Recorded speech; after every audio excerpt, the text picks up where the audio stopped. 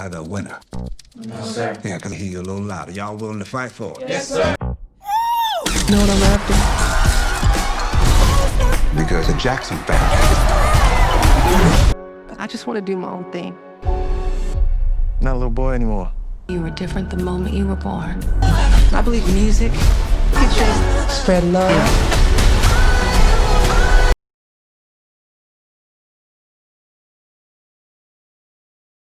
What if the King of Pop's untold story was darker, deeper, and more shocking than anyone imagined? Michael, 2026, is finally here. Broken Bar, and this movie is already creating massive buzz across the world. From legendary performances to hidden facts and emotional moments, this film shows the rise, fame, struggles, and legacy of Michael Jackson like never before. In today's video on Real Signal Studio, we'll break down the movie review, shocking facts, cast secrets, and whether this film truly does justice to the greatest entertainer of all time. Stay till the end because some details will completely surprise you. Michael is a 2026 musical biographical drama movie directed by Antoine Fuqua and written by John Logan. The film tells the story of legendary American singer Michael Jackson, focusing on his early life and rise to fame. It covers his journey from performing with the Jackson 5 during the 1960s all the way to his famous Bad Tour in the late 1980s. Michael is played by his real-life nephew Jaafar Jackson, while the younger version of Michael is played by Giuliano Cruz. Both actors made their movie debut in this film. The movie also features a strong supporting cast including Nia Long, Glenn Jones, Laura Harrier, Jessica Sla, Mike Myers, Miles Teller, and Coleman Domingo. The development of the movie started in November 2019 when producer Graham King secured the rights to make a film about Michael Jackson's life. At the same time, John Logan joined the project as the writer. In February 2022, Lionsgate Films officially announced the movie. In January 2023, Antoine Fuqua was confirmed as the director, and Jaafar Jackson was chosen to play Michael Jackson. More cast members joined the project between January and April 2024. Because of delays caused by the 2023 SAG-AFTRA strike, filming was pushed back. The main filming finally took place from January to May 2024. Later, after a legal issue connected to an old settlement agreement was discovered, the filmmakers removed references to the 1993 child abuse allegations involving Michael Jackson. This led to major changes in the movie's third act, and additional reshoots were completed in June 2025. Due to these changes and the large production scale, the movie's budget reportedly reached between $155 million and $200 million. The movie premiered at the Uber Eats Music Hall in Berlin on April 10, 2026. It was later released in the United Kingdom on April 22 by Universal Pictures and in the United States on April 24 by Lionsgate. The film became a huge box office success, earning around $614.9 million worldwide. It became the fourth highest grossing movie of 2026 and also the fourth highest grossing biographical film ever made. Even though the movie performed very well financially, critics gave it mostly negative reviews. Many reviewers praised Jaafar Jackson's performance and said he successfully captured Michael Jackson's voice, style, and stage presence. However, critics also felt the movie avoided showing some of the more controversial parts of Michael Jackson's life and described the story as being too sanitized and overly safe. In 1966, steel factory worker Joseph Jackson forms a music group with his sons Jackie, Tito, Jermaine, Marlon, and young Michael, calling the group the Jackson 5. Michael becomes the lead singer because of his incredible voice and natural talent. Joseph pushes the boys through strict and exhausting rehearsals, often using harsh punishments to force discipline. The group performs at local clubs and talent shows for years until music executive Suzanne de Passé notices them during a performance in Chicago in 1968. Impressed by their talent, she helps them get signed to Motown Records in 1969. Soon, the Jackson 5 become a nationwide sensation. Their songs climbed to the top of the music charts, and they begin selling out concerts all over America. Their success allows the family to leave their small home in Gary, Indiana, and move into a luxurious mansion in Encino, California. In 1971, Motown founder Berry Gordy quickly realizes that Michael has the potential to become an even bigger star on his own. By 1978,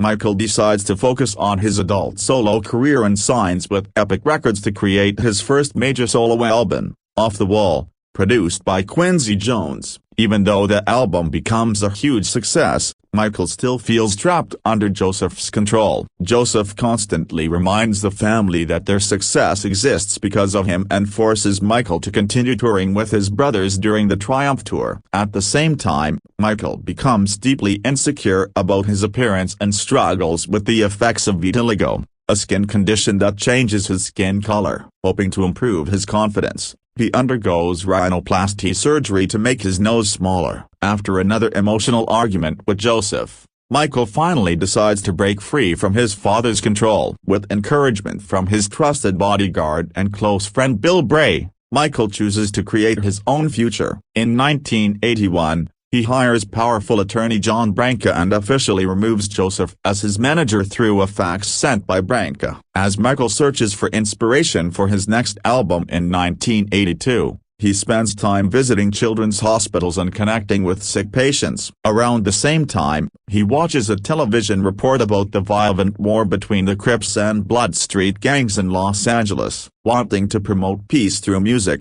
Michael hires real members of both gangs to appear together in his music video for Beat It. When Thriller is released, it becomes a worldwide phenomenon and shatters music sales records across the globe. Michael's legendary performance of Billie Jean during the Motown 25 television special changes pop culture forever. Hoping to expand his success even further, Michael and John Branca travel to New York to meet CBS Records president Walter Yetnikoff. They pressure MTV to finally play Michael's music videos, since the network rarely aired videos by black artists at the time. Yetnikoff threatens to remove the entire CBS Records catalog from MTV unless they agree to air Billie Jean. Faced with the pressure, MTV finally gives Michael's videos regular airtime. While Michael enjoys worldwide fame, Joseph begins planning another Jackson family reunion. He meets famous boxing promoter Don King and proposes the massive 1984 Victory Tour featuring the Jackson brothers together again. Don King secures a major sponsorship deal from PepsiCo,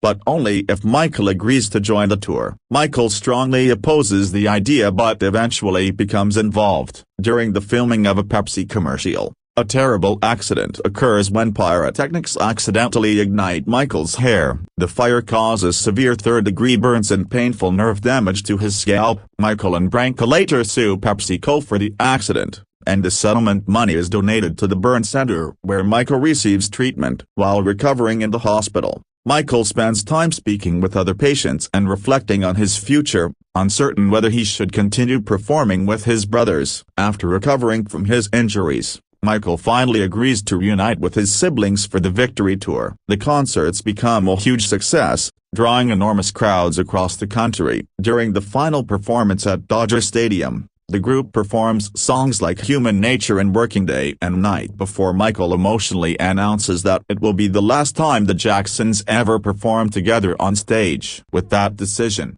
he completely separates himself from Joseph and fully commits to his solo future. In 1988, Michael launches his first solo world tour, the Bad Tour, performing in front of a massive crowd at Wembley Stadium. The audience erupts with excitement as Michael proves himself not only as a former child star, but as one of the greatest entertainers in music history. Michael Jackson's early life and the formation of the Jackson 5. The film opens in 1966 in Gary, Indiana, where Joseph "Joe" Jackson, a steel mill worker portrayed with stern intensity by Coleman Domingo, recognizes the musical potential in his children. He assembles Jackie, Tito, Jermaine, Marlon, and the youngest, Michael, into a group called the Jackson 5. The young Michael, played by newcomer Giuliano Cruvaldi, emerges as the undeniable lead vocalist with a voice far beyond his years. The rehearsals depicted are grueling, marked by Joe's demanding style that includes corporal punishment, setting the tone for the complex father-son dynamic that runs throughout the story. These early scenes capture the raw ambition and family pressure that propelled the group forward. The brothers perform at local gigs, facing skepticism and modest crowds until a pivotal discovery in Chicago in 1968 by Suzanne de Passé, Laura Harrier. This leads to their signing with Motown Records a year later. The transition from small-town Indiana to the professional music world is shown through the rapid chart success, sold-out concerts, and eventual move to a mansion in Encino, California. In 1971, Berry Gordy, Lauren State, sees special potential in Michael as a solo artist, planting the seeds for his future independence. The Jackson 5 sequences highlight tight harmonies, coordinated dance moves, and the infectious energy of hits that defined an era. The child actors, including Nathaniel Logan McIntyre as young Jackie, Ryan Hill and Judah Edwards as the young Tito, and others, deliver convincing performances that evoke the real group's charm and discipline. These moments underscore the blend of joy in creation and the weight of expectation placed on such young shoulders. Transition to solo career and off the wall. As Michael grows into adulthood, Jaafar Jackson takes over the role seamlessly. The film explores his signing with Epic Records for his first adult solo album, Off the Wall, 1979, produced by Quincy Jones, Kendrick Sampson. Despite commercial success, Michael feels constrained by his father's control, who insists on continued involvement with the family group. The Triumph tour with his brothers becomes a point of tension. Personal insecurities surface here. Michael's developing vitiligo and dissatisfaction with his appearance lead to a rhinoplasty to refine his nose. An argument with Joe prompts him to seek independence. With the help of his bodyguard and friend Bill Bray, Glendale Jones, he charts his own path. In 1981, he hires attorney John Branca, Miles Teller, and famously fires his father via Fox's bold declaration of autonomy. These sequences delve into Michael's evolving artistry and business acumen. Jaafar Jackson captures the soft-spoken vulnerability alongside a steely determination. The portrayal emphasizes Michael's creative vision, from songwriting to performance concepts, without shying away from the emotional toll of breaking family ties. Nia Long as Katherine Jackson provides a counterbalance as the nurturing mother figure, offering emotional support amid the conflicts. The thriller era and cultural breakthrough. The heart of the film revolves around the creation and impact of Thriller, 1982. Michael experiments with ideas, visits children's hospitals, and draws inspiration from social issues. A news report on the Crips of Blood's gang war inspires the Beat It video, where he hires rival gang members to appear, promoting unity through dance. The groundbreaking performance of Billie Jean at Motown 25, Yesterday, Today, Forever is recreated with stunning detail, complete with the moonwalk that electrified the world. Jaafar Jackson's recreation of these moments is widely praised for its precision. He nails the fluid dance moves, angular sharpness, high vocal range, blended with original tracks and his own singing, and the charismatic stage presence. Critics and audiences note how he disappears into the role, making viewers feel as if Michael himself has returned. The Thriller video sequence, directed in the film by a stand-in for John Landis, John O'Petrie, with Ola Ray's co-star, Asia Fuqua, captures the horror-themed spectacle and dance choreography that redefined music videos. A key subplot involves Michael and Branca pushing for MTV airplay. They confront CBS Records president Walter Yetnikoff, Mike Myers, who threatens to pull the network's catalog unless they play black artists' videos. This leads to heavy rotation for Billie Jean and others, breaking barriers and cementing Michael's global dominance. These scenes highlight systemic issues in the music industry and Michael's role in challenging them. Challenges. The Victory Tour, and the Bad Tour success brings new pressures. Joe, teaming with promoter Don King, Dion Cole, pushes the 1984 Victory Tour reunion with the Pepsi sponsorship. During the commercial shoot,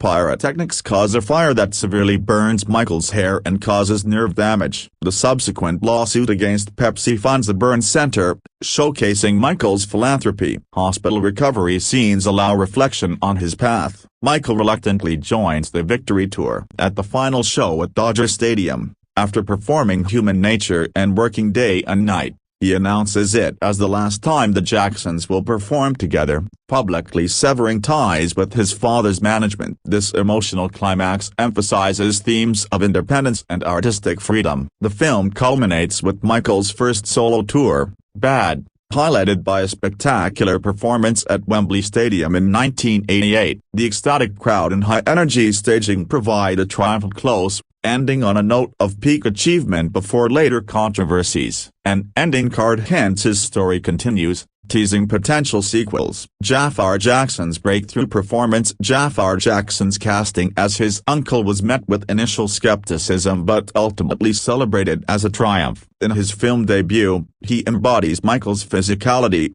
voice, mannerisms, and emotional depth. Reviewers highlight his liquid dance moves, soft-spoken cadence, megawatt smile, and ability to convey both delicacy and inner strength. Scenes like teaching choreography for Beat It or the Moonwalk are described as uncanny and electrifying, especially in IMAX. Jaafar underwent extensive preparation, studying hours of footage, working with choreographers, and training vocally. His performance transcends imitation, capturing Michael's vulnerability from childhood stardom to adult superstardom. Many call it one of the year's best, blending technical excellence with heartfelt interpretation. Giuliano Cruvaldi as young Michael complements this, establishing the character's early charisma. Supporting cast and their contributions. Coleman Domingo brings nuance to Joe Jackson, portraying him as a strict disciplinarian driven by ambition rather than a one-dimensional villain. His performance adds layers to the family dynamics, showing both the harm and the drive he instilled. Nia Long as Catherine offers warmth and quiet strength, grounding the story in maternal love. Miles Teller as John Branca depicts the lawyer's loyalty and business savvy, crucial in Michael's path to independence. Laura Harrier's Susanna Pesa captures Motown's creative energy. Kendrick Sampson as Quincy Jones highlights collaborative genius. Supporting Jackson siblings are Joseph David Jones, Jackie, Jamal R. Henderson, Jermaine, Trey Horton, Marlon, Jessica Sla, LaToya, and others add authenticity to group scenes. Mike Myers as Walter Yetnikov provides memorable intensity in industry confrontations. Direction, cinematography, and production design. Antoine Fuqua directs with a focus on visual spectacle and musical energy. Known for action and drama like Training Day, he brings dynamic staging to performances while handling intimate family moments. Cinematographer Dion Beebe delivers vibrant, electric visuals, particularly in concert sequences shot for large formats. Production designer Barbara Ling and costume designer Marcy Rogers recreate eras faithfully, from 1960s scary to 1980s glamour. Editor John Ottman and team maintain a brisk pace in the 127-minute runtime, prioritizing key milestones. The score by Laura Rosner supports the narrative without overshadowing Jackson's iconic music, which features prominently with original recordings blended with cast vocals. Production journey and challenges. Development started in 2019 with producer Graham King securing rights and John Logan writing the script. Lionsgate announced the project in 2022. Fuqua joined in 2023. Followed by Jaafar's casting. Filming occurred from January to May 2024 after SAG-AFTRA strike delays, primarily in California. A major pivot came with reshoots in June 2025. Legal clauses from a settlement restricted references to 1993 allegations, leading to removal of related scenes, including Derek Luca's Johnny Cochran, and a revised third act. This shifted focus firmly to Michael's rise and artistic peak. The budget escalated to $155.2 million, making it one of the costliest biopics. Prince Jackson served as executive producer. Paris Jackson expressed reservations about certain elements. Graham King, fresh from Bohemian Rhapsody, emphasized interviewing those close to Michael for authenticity. The Jackson estate's involvement ensured access to music and imagery but influenced the narrative scope. Music and choreography as central elements. The film functions partly as a cinematic concert. Iconic tracks like ABC, I Want You Back, Don't Stop Till You Get Enough, Billie Jean, Beat It, Thriller, and Bad are integrated into the story. driving emotional beats. Choreography replicates Michael's signature style: a moonwalk, robot, spins, toe stand-in with high fidelity. Dance sequences transform theaters into immersive experiences, with audiences reportedly cheering and dancing along. The beat and thriller videos are expanded into narrative set pieces, showcasing innovation in storytelling through music videos. Sound design and mixing elevate these to cinematic spectacles, highlighting why Michael revolutionized the industry. Themes explored: fame, family, and artistic vision. Michael examines the price of fame from a child prodigy's perspective. It portrays relentless drive, creative innovation, and the struggle for autonomy against family and industry pressures. Philanthropy, such as hospital visits and the burn center support, humanizes Michael. Vitiligo and self-image issues add depth to his personal journey. The father-son conflict is central, illustrating how Joe's methods built success but strained relationships. Michael's break for independence marks a coming of age for the artist. The film celebrates Black excellence and barrier-breaking in entertainment,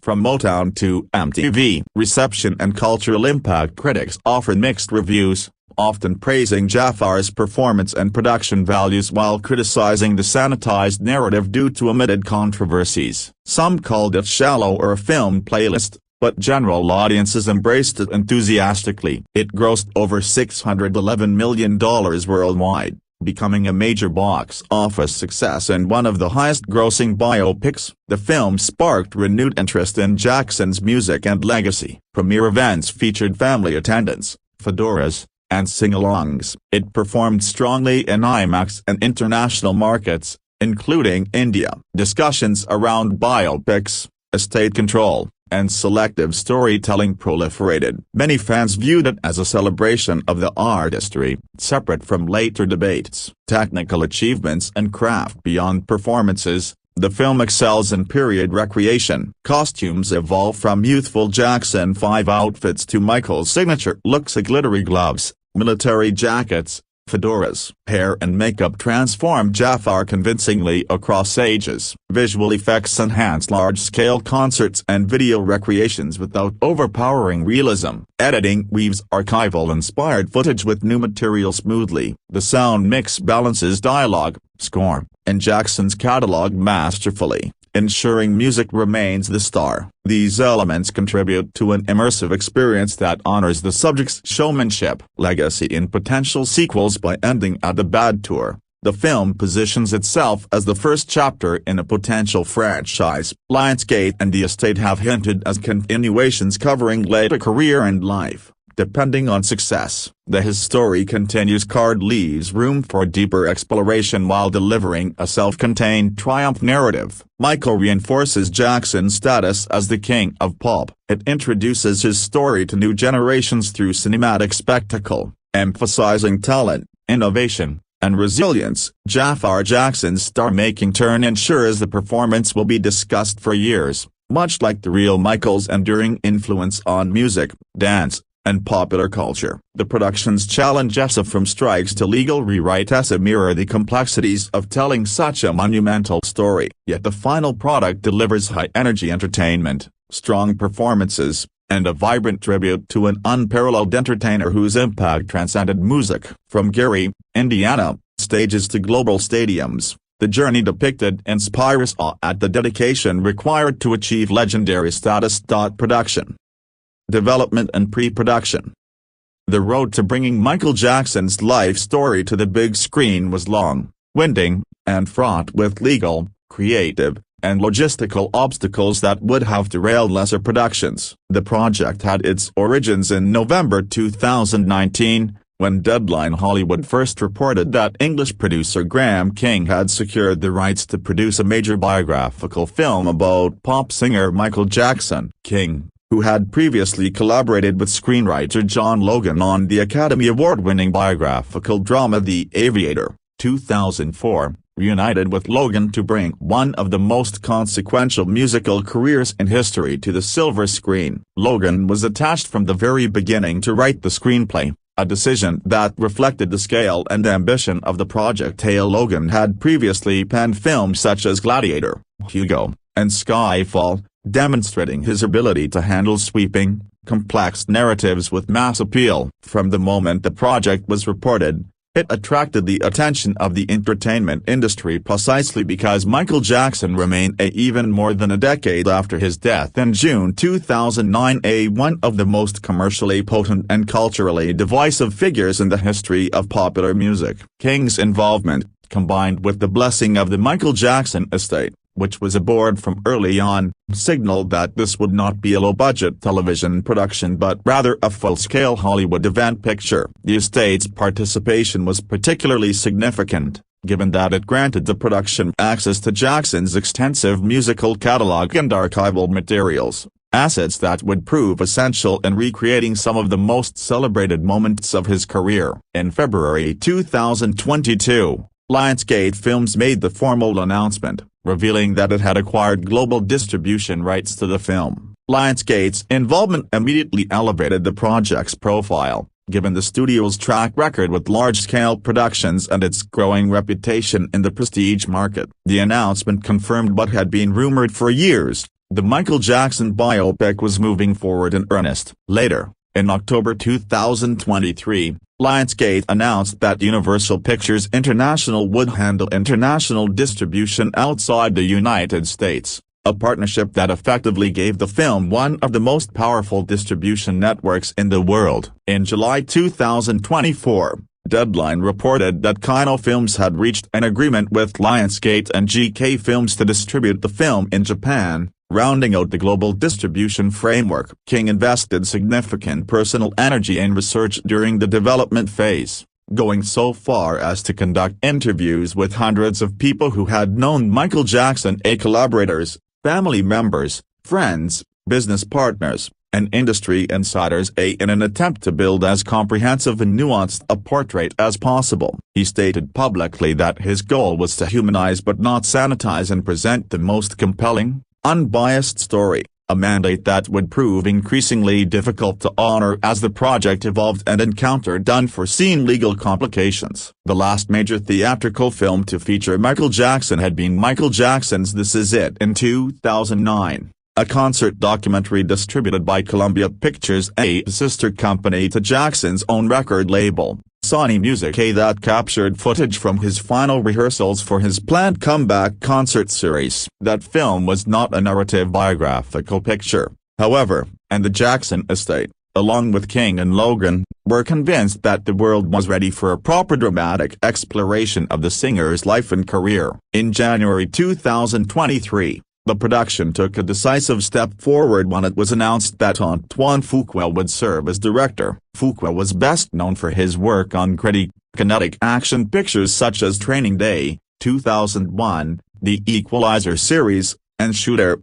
2007, making his selection for a musical biography somewhat unexpected. However, those who knew his broad filmography understood that Fuqua brought a raw intensity and command of visual storytelling to his projects that could serve a subject as viscerally expressive as Michael Jackson. Fuqua's African-American identity and his understanding of Black American culture were also seen as assets for a film dealing with a story so deeply embedded in the history of black music in America. Casting began in earnest that same month, with casting director Kimberly Harden overseeing what would become one of the most scrutinized casting processes in recent Hollywood memory. The central question, who would play Michael Jackson himself, was one that had been discussed, speculated about, and debated in public for years. The answer, when it came, was both surprising and, in retrospect, almost inevitable. Jaafar Jackson, Michael's nephew and the son of Jermaine Jackson,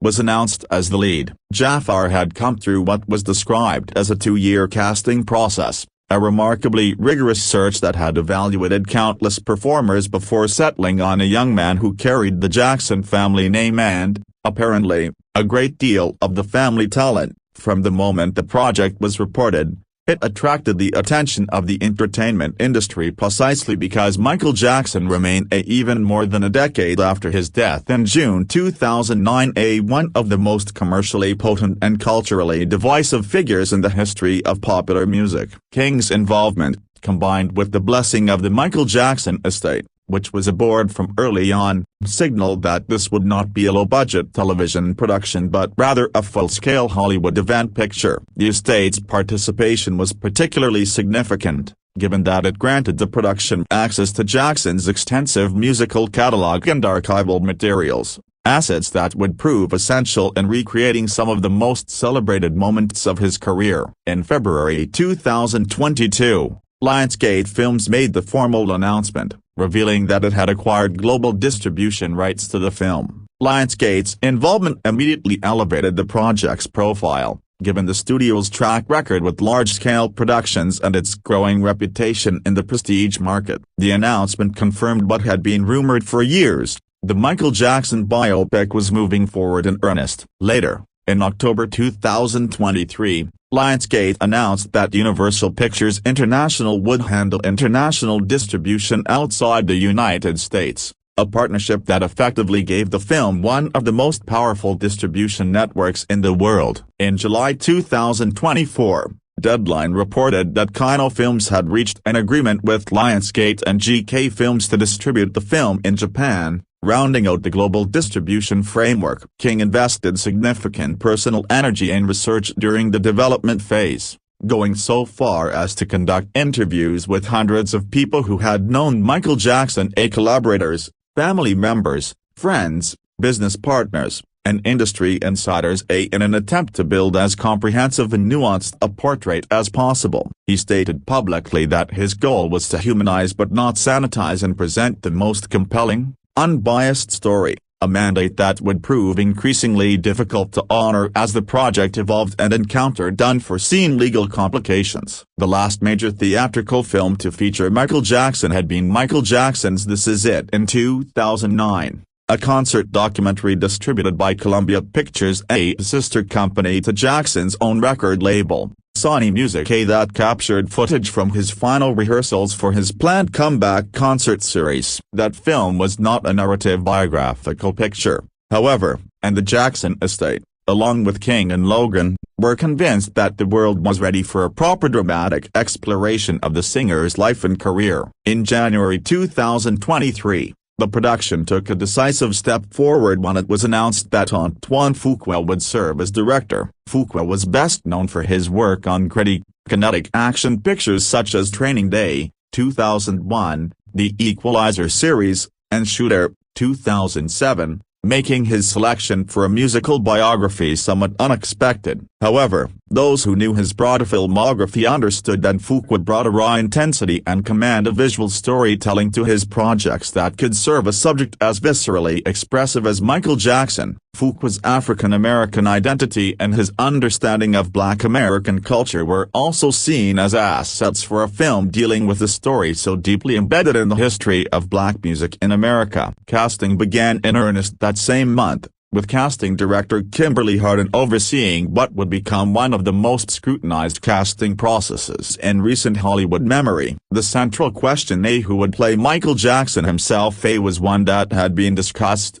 speculated about, and debated in public for years. The answer, when it came, was both surprising and, in retrospect, almost inevitable. Jaafar Jackson, Michael's nephew and the son of Jermaine Jackson, was announced as the lead. Jaafar had come through what was described as a 2-year casting process, a remarkably rigorous search that had evaluated countless performers before settling on a young man who carried the Jackson family name and, apparently, a great deal of the family talent. Jaafar himself expressed profound humility about the selection, describing himself as humbled and honored to be cast in the role. The reaction from Michael's mother and Jaafar's grandmother, Catherine Jackson, was warm and immediate. Catherine was quoted saying that Jaafar embodies her son, a level of familial endorsement that lent authenticity and emotional weight to the casting decision. In January 2024, the production announced the casting of newcomer Giuliano Crudvaldi to portray Michael Jackson as a child. Valdi's film debut, as was Jaafar's. Around the same time,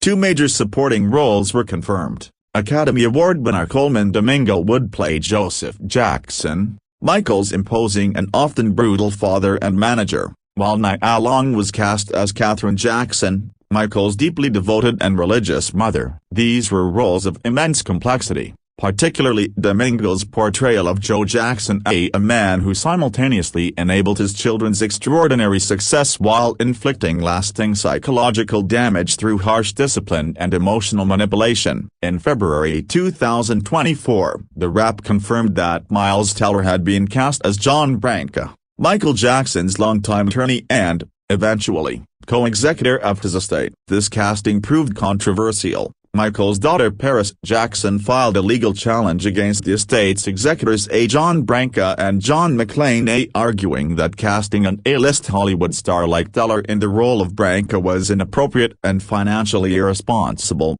and that it risked a portion of the estate's assets. She also accused Branca of considering himself central to the Michael Jackson story and of attempting to use the film to enrich and aggrandize himself. Her objections were a matter of public record and cast a shadow over an already complicated production. The broader cast continued to take shape throughout February, March, and into April 2024. The remaining members of the Jackson 5 were cast in late February, rounding out the family ensemble. In March, Laura Harrier joined as Susanna Passay, the creative assistant to Berry Gordy at Motown, who played a pivotal role in the Jackson 5's early career. Jessica Slow was cast as LaToya Jackson. Michael's older sister, Kendrick Sampson, took on the role of Quincy Jones, the legendary producer who would collaborate with Michael on his 3 most celebrated solo albums. Lauren State was cast as Berry Gordy, the visionary founder and president of Motown Records. Mike Myers,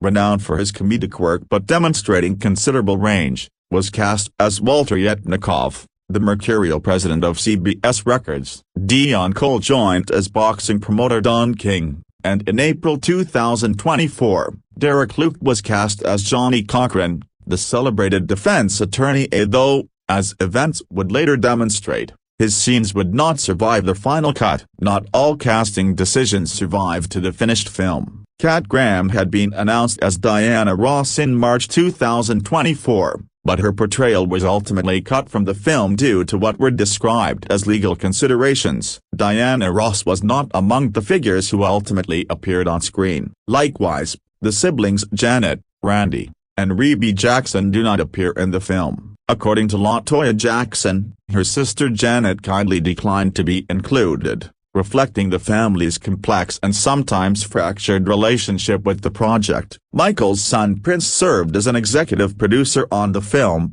giving it at least partial endorsement from the next generation of Jacksons. Paris Jackson, however, had no involvement in the film and publicly described an early version of the script as sugar-coated, adding that Hollywood biopics routinely shape narratives and contain inaccuracies. Her skepticism toward the production was consistent throughout, even as the film's key figures expressed hope that it would ultimately honor Michael's legacy. One of the most significant and ultimately determinative aspects of the development process was the question of how the film would handle the child sexual abuse allegations against Michael Jackson, specifically, the accusations made in 1993 and the subsequent civil settlement with Jordan Chandler. From the outset, the production had explicitly committed to addressing these matters. King stated his intention to present an unbiased portrait that included the full complexity of Jackson's life, including its most troubling aspects. Coleman Domingo offered a more philosophical framing,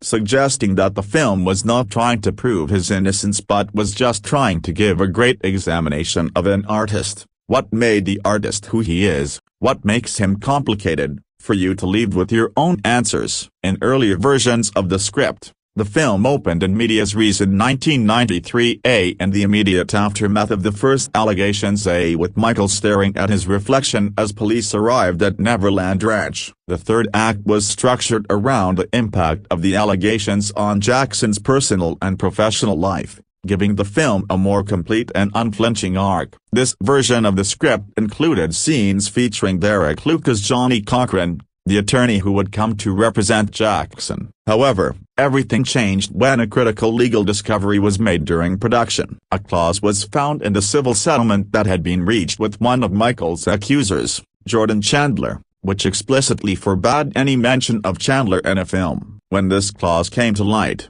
the legal situation became untenable. The production could not reference Chandler's name, which made it effectively impossible to depict the 1993 allegations in any meaningful or coherent way. All references to the allegations, including every scene featuring Luke as Cochrane, were removed from the film. The rewrites required by this discovery were delayed further when screenwriter John Logan's house was damaged in the devastating Palisades fire, forcing the production to navigate not just legal and creative upheaval but also a personal catastrophe for its writer. Antoine Fuqua later revealed that he had been in the process of submitting his final cut of the film when he was instructed to alter it. The realization that the entire structure of the narrative would need to change prompted intense deliberation among Fuqua, King, and Logan. Together, they determined that the film should be refocused entirely on Jackson's rise to superstardom and his journey to becoming, in Fuqua's words, a superhero on the stage. The final version of the script was still being revised even as cameras were rolling, a testament to the fluid and turbulent nature of the production. The final script ends with Michael beginning the Bad Tour in 1988, at the height of his powers and before the storm of controversy that would define the second half of his life. The decision to cut the allegations from the film was met with considerable controversy, both within the industry and among critics,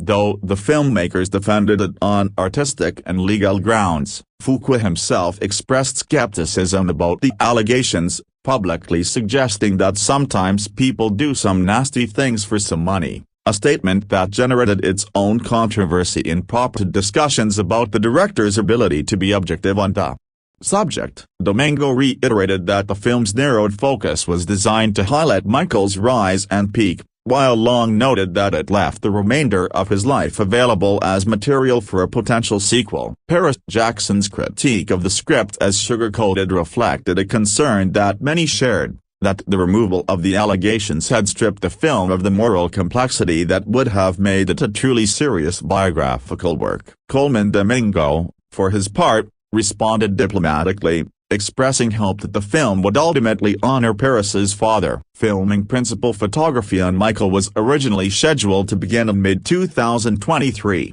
with an 80-day shoot planned in Santa Barbara, California. The California Film Commission had projected that the production would spend a record $120 million on crew wages and vendors in the state, making it one of the largest film production investments in California history under the state tax credit program. However, those plans were disrupted in September 2023 by the 2023 SAG-AFTRA strike, the historic labor action that shut down Hollywood productions across the board for nearly 4 months. The strike forced the Michael production to push back its start date, adding to the already considerable pressure surrounding the film. When filming finally commenced, it took place between January 22 and May 30, 2024, a span of roughly 130 days, or approximately 18 weeks, representing a significant commitment of time and resources. The production assembled a formidable technical team. Dion Beebe,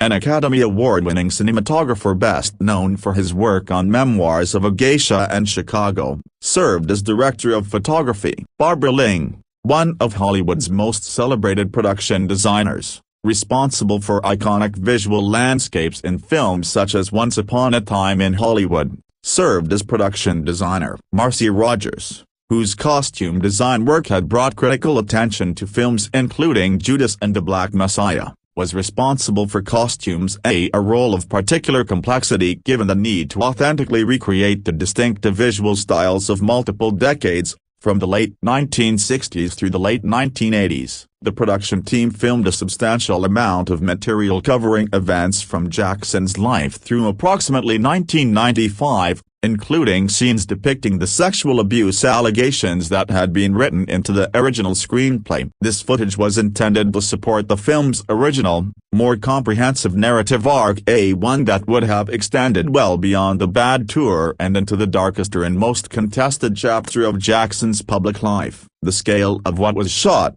combined with the later need to remove the allegations-related content, ultimately contributed to the production's enormous complexity and cost. The scope of what Beebe, Fuqua, and the production crew achieved visually during principal photography was considerable. The recreation of iconic moments from Michael Jackson's career, including the legendary Motown 25 performance of Billie Jean, The filming of the Thriller music video and concert sequences from the Bad Tour demanded extraordinary production values, elaborate choreography, and meticulous period detail. The fact that Jaafar Jackson was performing much of the singing and dancing himself in his film debut made the filming of these sequences both technically demanding and emotionally charged. The 2023 SAG-AFTRA strike had an effect on the production schedule, but also on the eventual shape of the film. The delay pushed the start of filming into early 2024, which in turn delayed post-production and ultimately contributed to the decision to push the film's theatrical release from 2025 to 2026.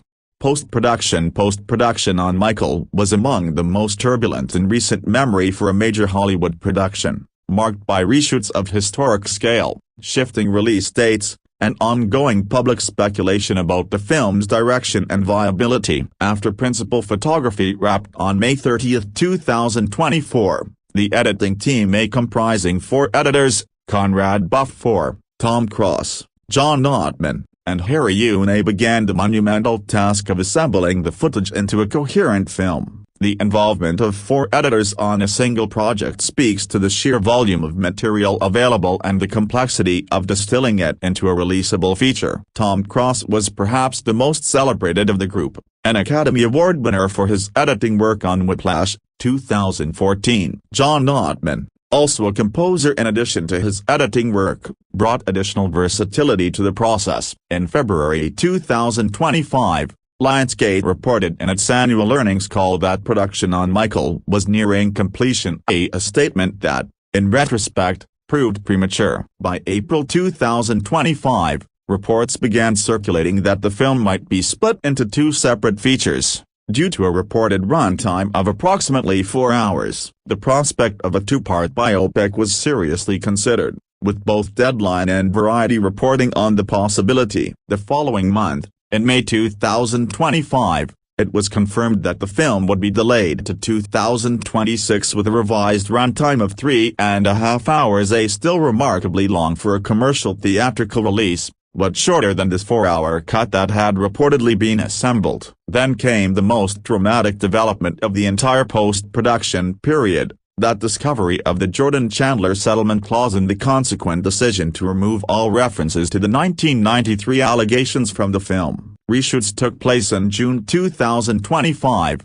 lasting 22 days. The scope of these reshoots was a matter of significant dispute. Reports in some outlets claimed the budget had grown to $200 million, with new sequences including an entirely new ending adding approximately $50 million to the overall cost. Lionsgate denied reports that the production was in chaos, pushing back firmly against characterizations of the reshoots as evidence of a film in crisis. Variety reported a more conservative accounting, suggesting the reshoots had added only $15 million to the budget, and that these additional costs had been funded by the Jackson estate rather than Lionsgate. The reshoots necessitated the construction of a new ending for the film, one that would replace the original third act dealing with the allegations with something that could stand on its own as a satisfying conclusion to the narrative. The new ending, set around the beginning of the Bad Tour in 1988, was designed to leave audiences with a triumphant image of Michael Jackson at the apex of his powers,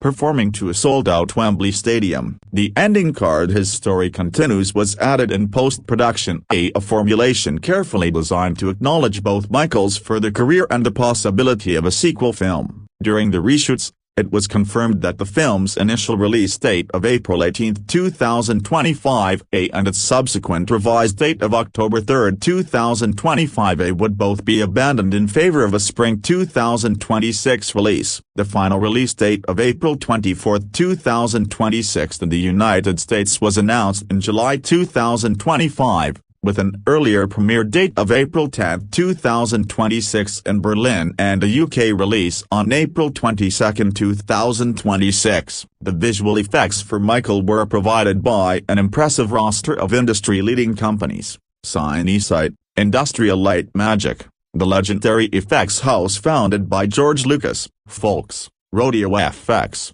Rising Sun Pictures, and Lola Visual Effects. Visual effects supervisor Louis Morin oversaw the work of these multiple houses in bringing the film's many recreated concert performances and period environments to life. Given the iconic nature of the material, including the recreation of historical events and performances that audiences knew intimately, the visual effects work demanded extraordinary accuracy and fidelity. In January 2026, the final writing credits for the film were confirmed through the Writers Guild of America East. John Logan received sole writing credit on the finished film. However, the WGA credit determination revealed that additional literary material had been contributed by Kenya Barasa, the creator of the acclaimed television series Blackish, and Peter Saji. Their contributions, which had evidently influenced the shape of the screenplay without earning them official credit, reflected the collaborative and iterative nature of the script's development over what had been a multi-year process of drafting, revision, legal intervention, and creative reimagining. The final runtime of the released film was 127 minutes, 2 hours and 7 minutes, a significant reduction from the 3.5-hour version that had been described in mid-2025, and a dramatic departure from the reported 4-hour cut. This suggests that the reshoots, combined with aggressive editing, dramatically reduced the scope of the film and resulted in a more conventional commercial running time. The overall production budget, incorporating all stages of development, principal photography, reshoots, and post-production, was reported to be between $165 million and $200 million. Music. The musical component of Michael was central to its identity as a biographical film about one of the most musically gifted artists in popular history. The film's soundtrack features 13 songs drawn from multiple phases of Michael Jackson's career, spanning his time with the Jackson 5 in the late 1960s through his peak solo years. The tracks include material from 3 of his most celebrated solo albums, Off the Wall, 1979, Thriller, 1982, and Bad, 1987, albums that between them had redefined commercial pop music and shattered virtually every existing sales record. The soundtrack's composition reflected the film's narrative arc, moving from the communal energy of the family group's early Motown recordings through the increasingly personal and ambitious solo works of Michael's adult career. Songs from the Jackson 5 era anchor the film's opening chapters, capturing the joy, discipline, and family dynamics of the Gary, Indiana years and the group's meteoric rise. The Thriller-era material occupies a central position, corresponding with the film's extended treatment of Michael's most commercially extraordinary period. The film's original score was composed by Laur Rosner, an Israeli-born composer who had developed a reputation for emotionally sophisticated work on a range of international productions. Rosner's challenge was considerable, to compose music that could coexist with, complement, and sometimes yield to one of the most beloved catalogs in musical history without being overwhelmed by it. The score needed to serve the film's dramatic functions, underscoring emotional moments, guiding tonal shifts, building tension and release, while remaining subordinate to the iconic songs that were the film's primary musical attraction. The teaser trailer released on November 6, 2025 provided the public's first auditory sense of how Jackson's music would function in the film. The trailer featured a mashup of some of the most recognizable songs in the Jackson catalog, including Wanna Be Startin' Somethin', Beat It, Human Nature, Don't Stop Till You Get Enough, and Billie Jean. The selection was both crowd-pleasing and strategically designed to signal the film's scope and ambition. These were not obscure deep cuts but some of the most recognizable songs in the history of popular music. The decision to grant Jaafar Jackson the opportunity to perform the music himself was a crucial one. Rather than dubbing the performances with archival recordings of Michael Jackson or having a professional vocalist recreate the vocal performances, Fuqua and the producers chose to allow Jaafar's own interpretations of the songs to drive the film's musical sequences. This was a significant artistic and commercial risk. Audiences accustomed to the singular vocal genius of Michael Jackson would be measuring every note against an impossibly high standard. The decision ultimately proved to be one of the film's most debated choices. with critics divided on whether Jaafar's performances were sufficiently convincing and on whether it was appropriate to hear a different voice singing songs so inseparably associated with his uncle. Within the film, the music is used not merely as entertainment but as a narrative engine. The creation of specific songs and albums is depicted as a dramatic process, particularly the development of the Thriller album. The film dramatizes Michael's creative process, his collaboration with Quincy Jones, and the commercial and artistic ambitions that drove him toward unprecedented experimentation. The scene depicting the filming of the Beat It music video A, for which Michael, in the film's narrative, hired members of both the Crips and the Bloods gangs to participate, is shown as a moment of both creative ingenuity and genuine social engagement. The legendary Motown 25 performance of Billie Jean, recreated in the film, was identified by multiple reviewers as one of the highlights of the entire production, a sequence in which Jaafar's performance reportedly captured something essential about the electrifying quality of his uncle's stage presence. Released theatrical, Michael had its world premiere at the Uber Eats Music Hall in Berlin on April 10, 2026, a location that reflected the film's international ambitions and its global distribution network. The Berlin premiere was attended by members of the Jackson family, including Michael's son Biggie Blanket Jackson, 24, who made a rare public appearance to promote the film. The premiere was a major media event, generating substantial coverage across international entertainment press. The film was released theatrically in the United Kingdom on April 22, 2026, distributed by Universal Pictures International, and in the United States on April 24, 2026, distributed by Lionsgate Films. The U.S. release included availability in IMAX format, a significant commercial decision that reflected the studio's confidence in the film's visual scale and its potential to attract premium format audiences. In Japan, distribution was handled by Kino Films under the agreement reached in July 2024. The road to theatrical release had been marked by multiple delays and date changes. The film was originally scheduled for release on April 18, 2025, then pushed to October 3, 2025.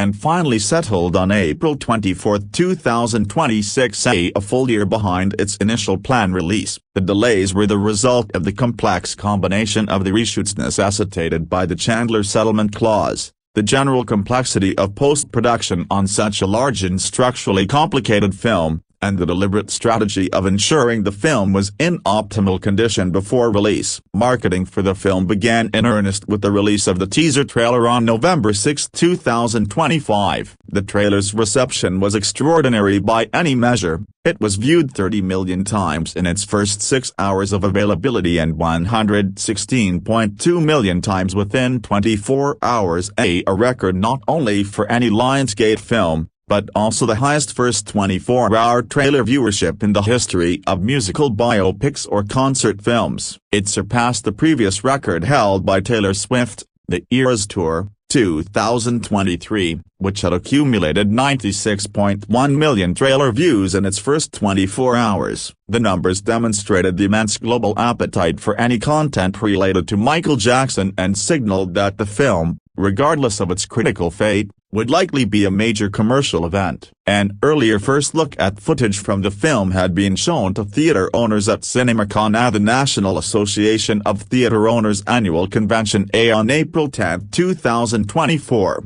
with the reception described as positive. The CinemaCon presentation had helped to build confidence within the exhibition community about the film's commercial potential, which in turn informed the scale of the theatrical rollout. In November 2025, Lionsgate chairman Adam Fogelson said that the studio was not ready yet to confirm plans for a second film but was making sure that we're in a position to deliver more Michael soon after we released the first film, a statement that carefully balanced commercial caution with the acknowledgement that a sequel was on the table. Variety subsequently reported that approximately 30% of the material from the original 3.5-hour cut of the film had not been used in this final version and could potentially be repurposed in a future installment.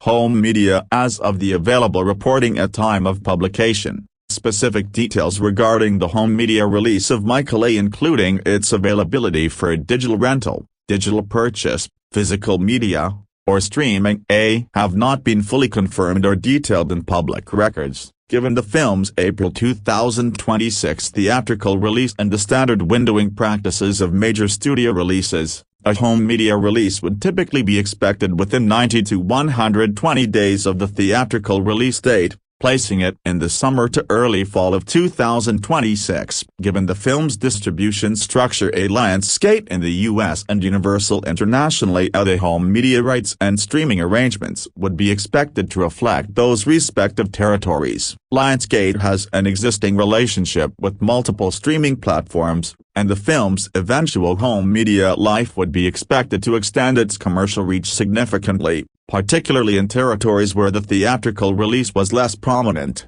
Reception box office. The commercial performance of Michael was one of the most closely watched stories in Hollywood's 2026 theatrical season. Expectations were, from the beginning, extremely high, as the trailer's record-breaking viewership numbers had signaled an extraordinary level of public interest, and the sheer global cultural footprint of Michael Jackson guaranteed an audience that transcended typical biopic demographics. 3 weeks before the U.S. release, on April 2, 2026, Deadline Hollywood reported an opening weekend estimate of $50 to $60 million in the United States and Canada, a projection that, while strong, was already being revised upward as the premiere approached. Following the Berlin premiere and the release of the film to press, estimates were raised to $65 to $70 million from 3,900 screens in the US and Canada. Then, as Thursday night preview screenings played out,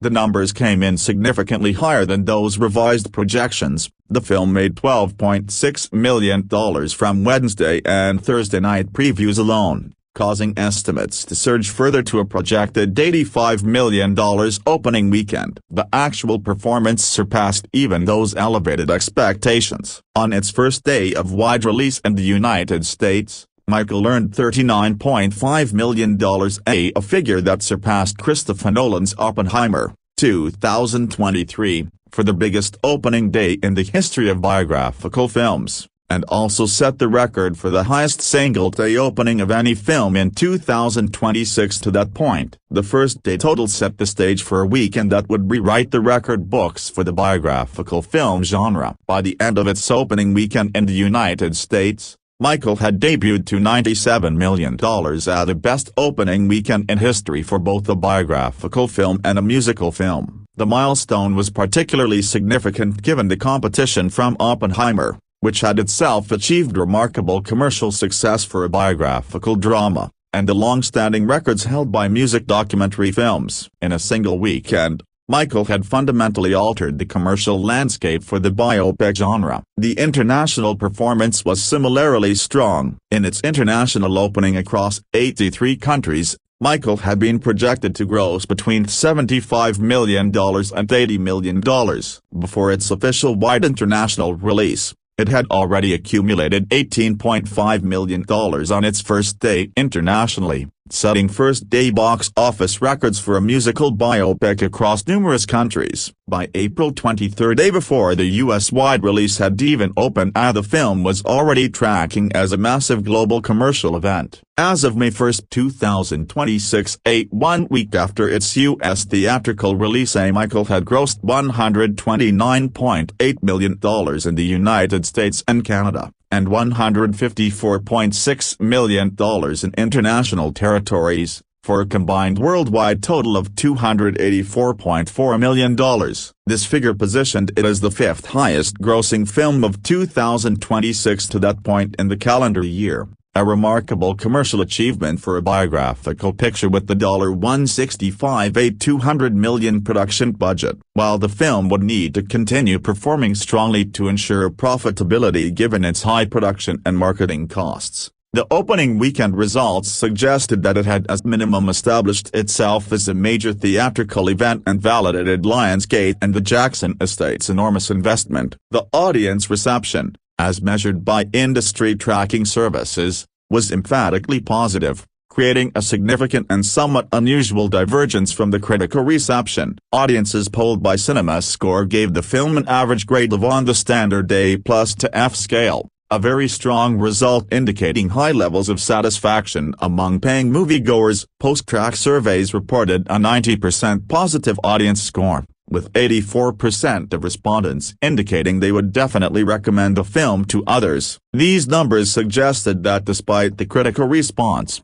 general audiences were finding genuine enjoyment and emotional satisfaction in the film, a pattern consistent with other estate-approved musical biopics, including Bohemian Rhapsody and Elvis, which had similarly outperformed critical expectations at the box office.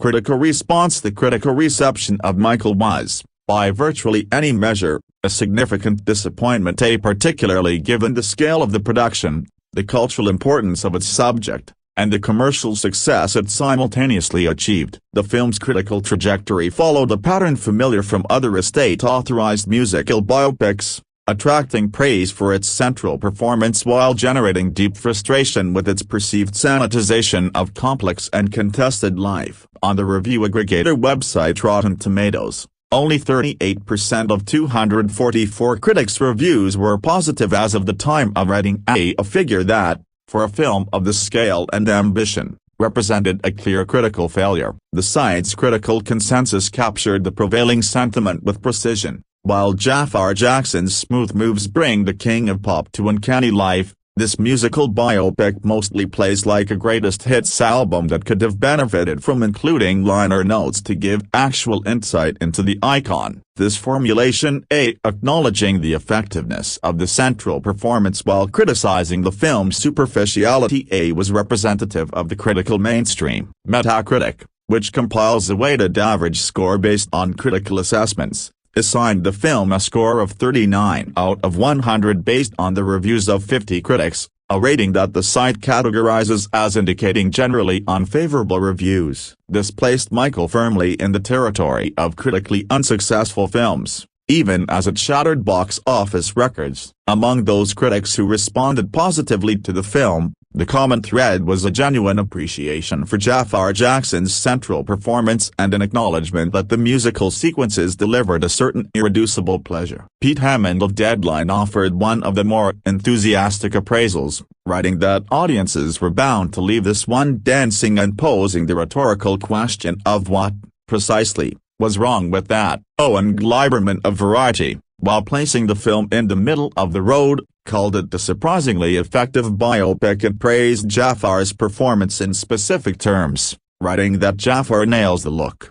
the voice, the electrostatic moves, and a mix of delicacy and steel that made Michael who he was. Gleiberman's assessment, respectful if not enthusiastic, captured the position of many moderately favorable reviewers. A film that worked on a surface level without achieving anything deeper. Abhimanyu Mathur of the Hindustan Times was more generous, awarding the film 4 out of 5 stars and describing it as a fun, soulful picture that hits all the right notes, praising Jaafar's performance while acknowledging pacing and structural issues. Nick Levine of NME awarded 3 out of 5 stars, calling the film a slick, accessible advert for Jackson's incredible imperial phase, a phrase that encapsulated both its appeal and its limitations. Levine identified the recreation of Michael's Motown 25 performance as a highlight of the film, but noted that its depiction of Jackson's songwriting process was less forensically detailed than audiences might hope. Among the more critical reviews,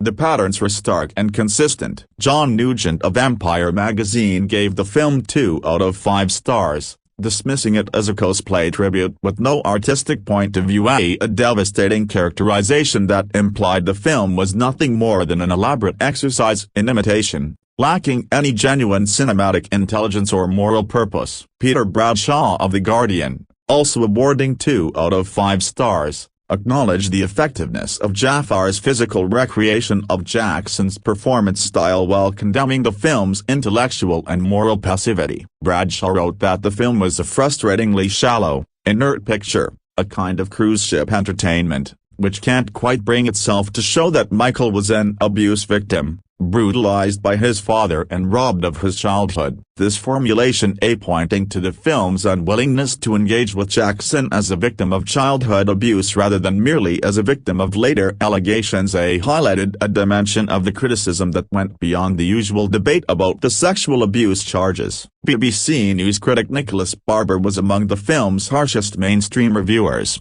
awarding it 1 out of 5 stars and calling it a bland and barely competent daytime TV movie. A verdict that, given the film's $165 $200 million budget and the caliber of its creative team, represented a withering indictment. Robert Daniels of RogerRabbit.com was equally severe, giving it 1 out of 4 stars and writing that Fuqua might have had some cameras and microphones on hand to produce moving images and sound for this estate-approved King of Pop biopic. But make no mistake about it, Michael isn't a movie, it's a film playlist in search of a story. Daniels's formulation, a film playlist in search of a story, became one of the most quoted critical phrases in the film's reception, capturing the sense that the movie substituted musical spectacle for genuine dramatic narrative. The most sustained and widely debated strand of critical criticism concerned the film's deliberate excision of the child's sexual abuse allegations. Critics across outlets pointed to this decision as not merely a legal accommodation but an artistic and moral failing that fundamentally undermined the film's credibility as biography. Robbie Cullen of the Daily Telegraph argued that the film refused to address the elephant in the room and that any credible biography of Michael Jackson that avoided the accusations,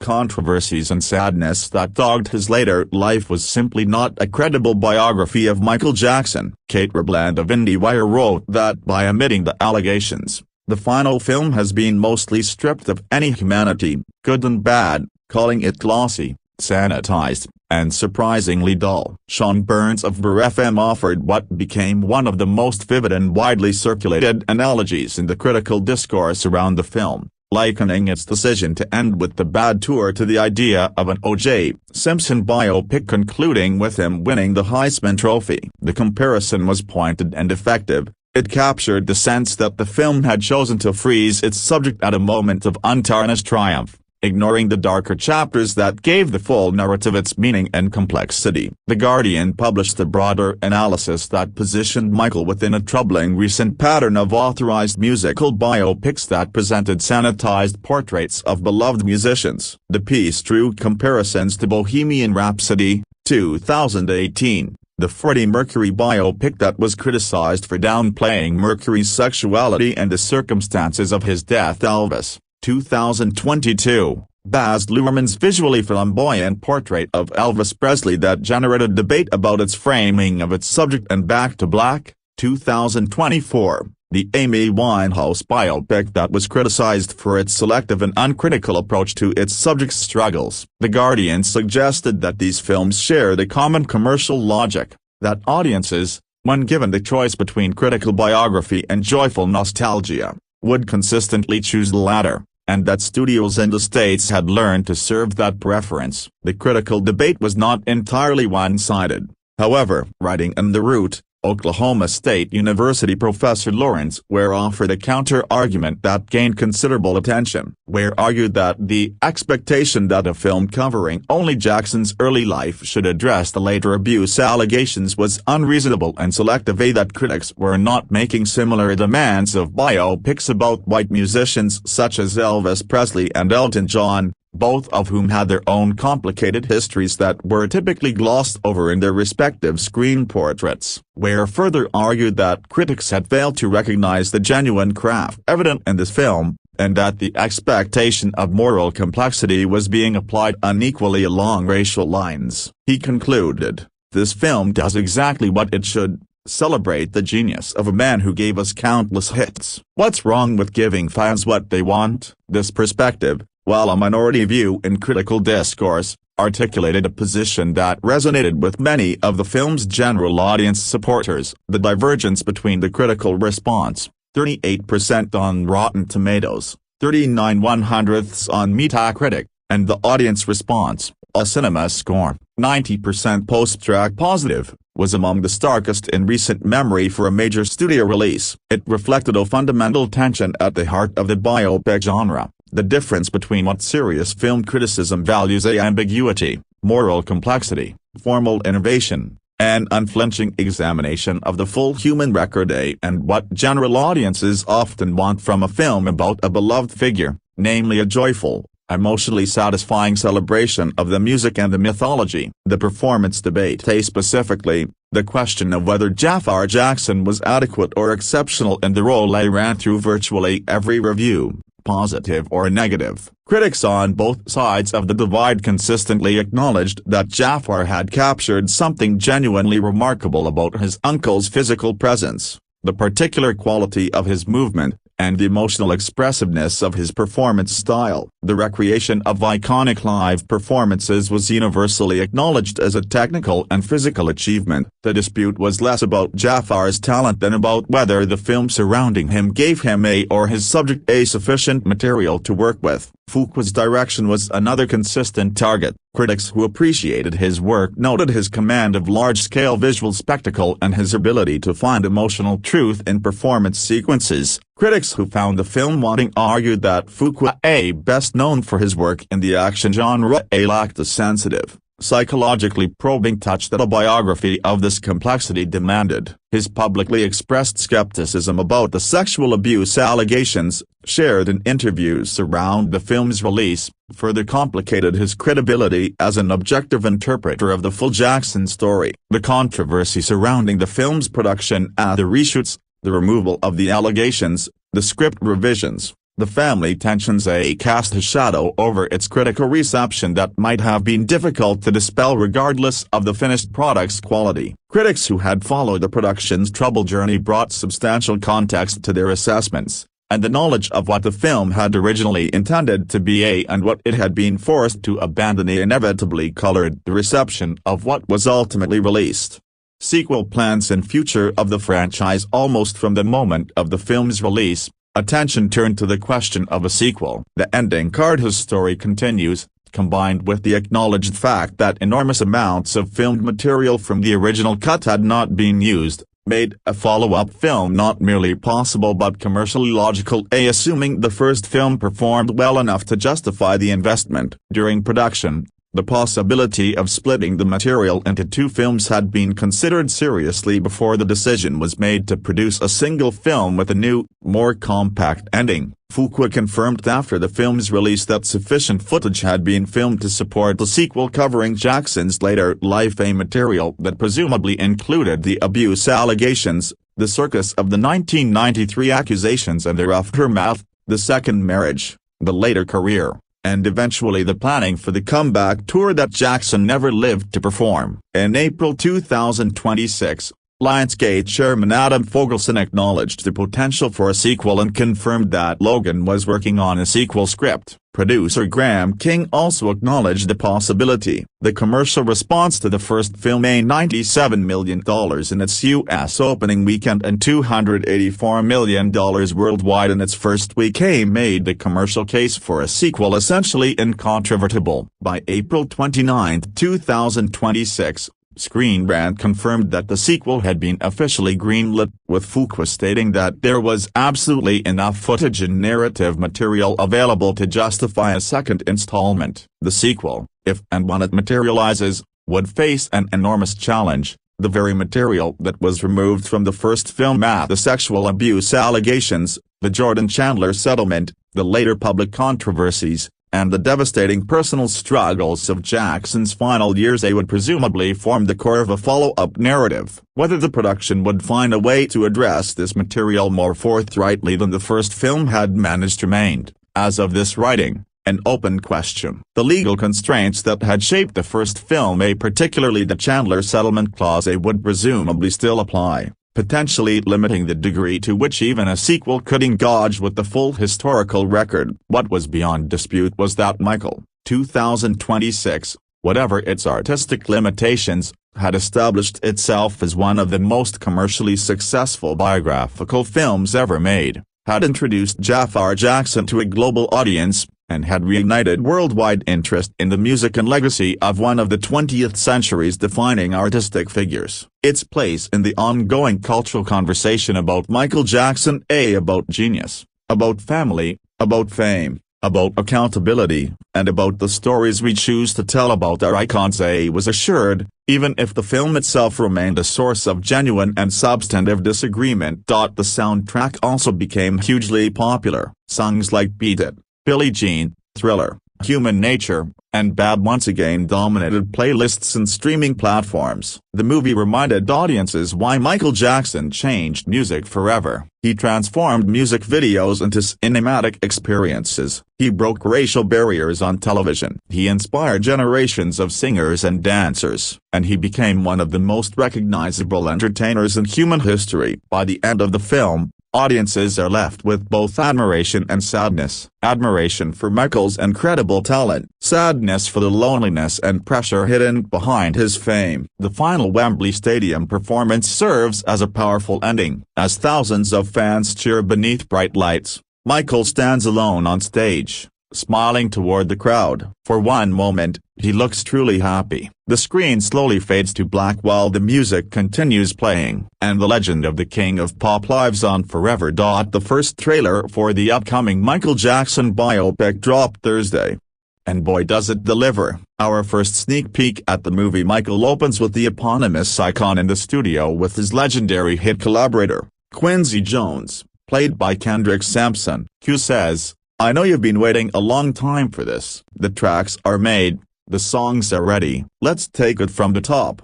Launching us into footage of recreations from Michael's childhood and illustrious career. The late singer is played by his nephew Jaafar Jackson, who seems to nail his uncle's mannerisms flawlessly. Play video content. The film, opening April 24, 2026, is directed by Antoine Fuqua, and also stars Miles Teller as attorney John Branca, Coleman Domingo as Joe Jackson, Nia Long as Catherine Jackson, Jessica Sla as LaToya Jackson, Lauren State as Berry Gordy, and Kat Graham as Diana Ross. The big problem with Michael, the new Michael Jackson biopic, is that it has the approval of the Jackson family. As such, we are going to get a very flattering portrait of possibly the single most controversial personality in the history of the music industry. The scandals that plagued his later years are an unignorable part of his legacy, no matter how much this movie tries to ignore them. Simply put, a movie with this much love for Michael Jackson, made by people who unconditionally love and want to protect Michael Jackson, is not going to be an interesting portrait of Michael Jackson. The film follows Michael from his youth until 1988, basically the first 30 years of his life. Growing up in Gary, Indiana, young Michael, Julian Evaldi, was essentially robbed of his childhood by his father Joe, Coleman Domingo, who demanded that his musician children pursue fame at the expense of their happiness, and some would argue, sanity. The real Jackson family, so protective of Michael's image, apparently has no problem with Joe being portrayed as a monster. Evaldi does an excellent job singing, dancing, emoting, and overall playing a young Michael. Maybe if the whole movie was built around Michael when he was this young, it wouldn't need to bother giving us a short-changed version of his adult years. Of course, Michael does grow up to be played by Jaafar Jackson, son of Jermaine Jackson and Michael's real-life nephew. Well, you can't say the resemblance isn't there, even if Michael stopped resembling himself after a certain point. Seriously though, Jaafar is fine. He's obviously putting every effort onto what he surely knows is the role of a lifetime. Is he as talented a musician as his uncle? No, but then Michael wouldn't be the one-of-a-kind performer he was if he could be easily emulated even by members of his own family. The movie knows it can't get a musical performance to match Michael's stage presence, so it keeps the musical sequence as a broken bar, not exactly to a minimum, but they're never as thorough as fans probably want them to be. I'll put it this way, I never thought that Michael could take the pop world by storm based on the songs and dances we get in this movie, nor do I see audiences demanding cult screenings of this movie that emphasize the music in the years to come. Come to think of it, the dull musical sequences are as big a problem with Michael as the toothless storytelling. I'm just less mad about them because I can see that people, namely Jaafar, are really trying. They just fall short because of their choppiness. But the musical numbers are the selling point of this movie. since I think audiences know in advance that the biography stuff is hardly hard-hitting. Maybe this movie should have taken the jukebox musical route of just being a glorified concert of epic performances to celebrate Michael's style. Jaafar probably couldn't have carried the whole thing himself, but taking on a few numbers could have lent authenticity to complement a necessary cast of career professionals. But no. Michael had to take the dialogue-heavy biopic route and it falls flat on its face. Not only does the movie cut out Michael's crazy, scandalous later years, but it doesn't handle the years we do see particularly well. Surely Michael had more going on than just being a man-child who liked toys and animals and whose worst deed was failing to stand up to his tyrannical father. I'd have a hard time believing that anybody is this wholesome, let alone the obviously disturbed Michael Jackson. This movie would have you believe that Michael lived like an angel to match having the voice of one. It's bad, but ironically not the cool Michael Jackson brand of bad. Grade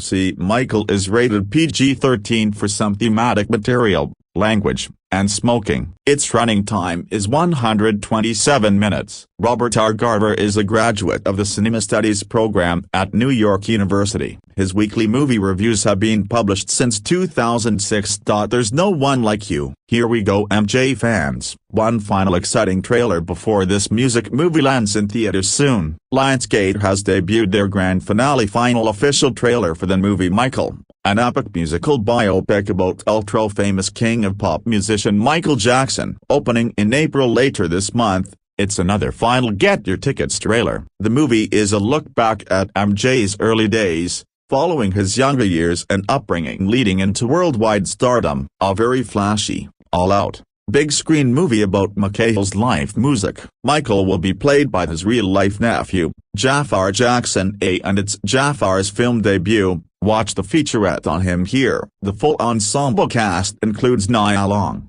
Laura Harrier, Giuliano Cruvaldi, Kat Graham, Lawrence Tate, Derek Luke, Jessica Silla, with Miles Teller, as well as Coleman Domingo as his father Joe Jackson. This certainly has the same energy of his songs. The most recent trailer also dropped last month. They're hoping this movie will be a massive hit worldwide. He still has tons of fans in every corner of the globe. Will this turn out as good as it looks? Are you planning to go see it when it opens in theaters? Only a few weeks left until MJ rocks the world on the big screen. Enjoy. Here's one final official trailer, plus 2 posters, for Antoine Fuqua's movie Michael, direct from YouTube. Play. You can watch the first full trailer for Antoine Fuqua's Michael movie right here or teaser plus tickets promo. Michael is the cinematic portrayal of the life and legacy of one of the most influential artists the world has ever known. The film tells the story of Michael Jackson's, starring his cousin Jaafar Jackson,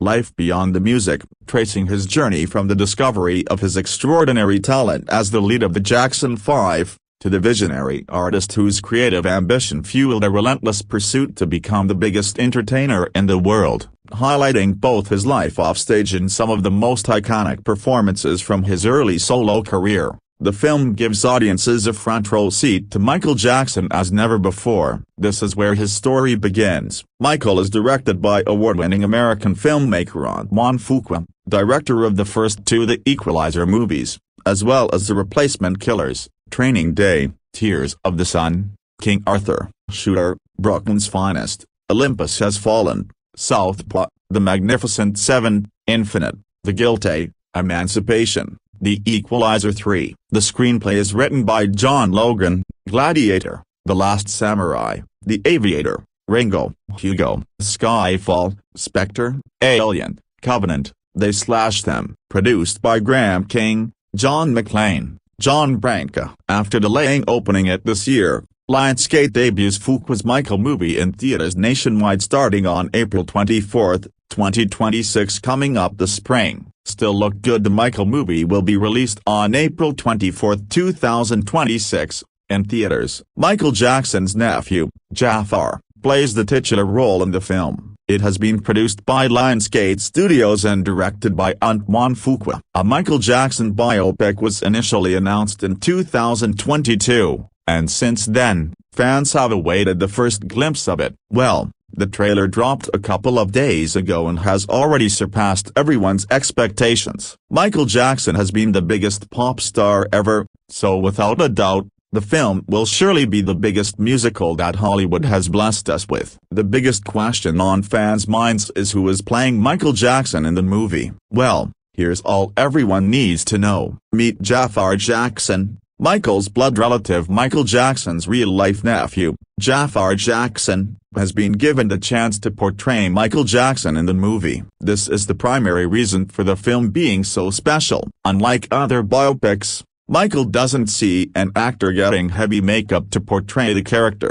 Jaafar carries Michael's DNA, so without any doubt, he is the most suitable choice for this role. Jaafar was born in 1996 to Jermaine Jackson, Michael's brother, in Los Angeles. He is a 29-year-old American singer and dancer. He has released his own music, and now, he is all set to show the world that he can act, too. Michael will be his debut film, in which he will not only act, but will also sing and dance like his uncle. So, basically, he doesn't only match his uncle in appearance but also in every aspect. Michael has been produced by Lionsgate Studios and directed by Antoine Fuqua, one of the most renowned filmmakers in Hollywood. He is popularly recognized for giving the industry some of the intense and character-driven stories, including The Magnificent Seven, The Equalizer trilogy, King Arthur, and more. The film will be released in the theaters on April 24, 2026. So, if you're a Michael Jackson fan, you should not miss out on this masterpiece.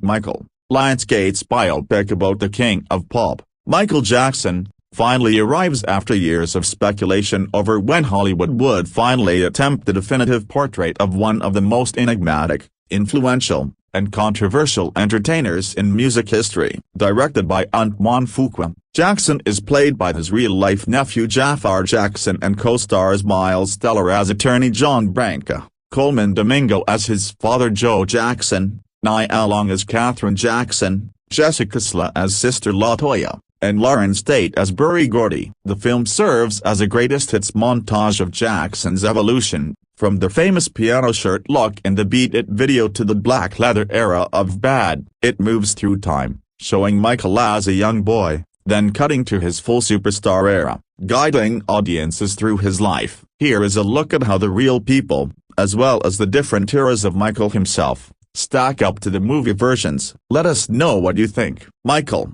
in theaters everywhere April 24, 2002. The highly anticipated Michael Jackson biopic Michael is about to moonwalk its way into theaters, and it features a cast full of veteran actors and fresh stars who are playing the real-life figures and music icons depicted on screen. Michael, which is directed by Antoine Fuqua, will serve as the first part of a two-installment film. The first chapter will retell Michael Jackson's rise to fame as a member of the famous Jackson 5 sibling band and will bridge into his breakout as a solo artist. The movie hits theaters on Friday, April 24th. Check out the full cast below. Jaafar Jackson as Michael Jackson. Who better suited to play the king of pop than his own dang nephew? That's right. Jaafar Jackson stars as the multiple Grammy Award-winning singer-songwriter Michael Jackson, who has been crowned the king of pop. This will be Jackson's film debut. Giuliano Cruvaldi as young Michael Jackson. Giuliano Cruvaldi will star as the younger Michael Jackson in the film. He previously starred in He the Loud House and Arco. Coleman Domingo as Joe Jackson. Academy Award nominee Coleman Domingo stars as Joe Jackson, Michael Jackson's father and talent manager. Domingo previously starred in Sing Sing,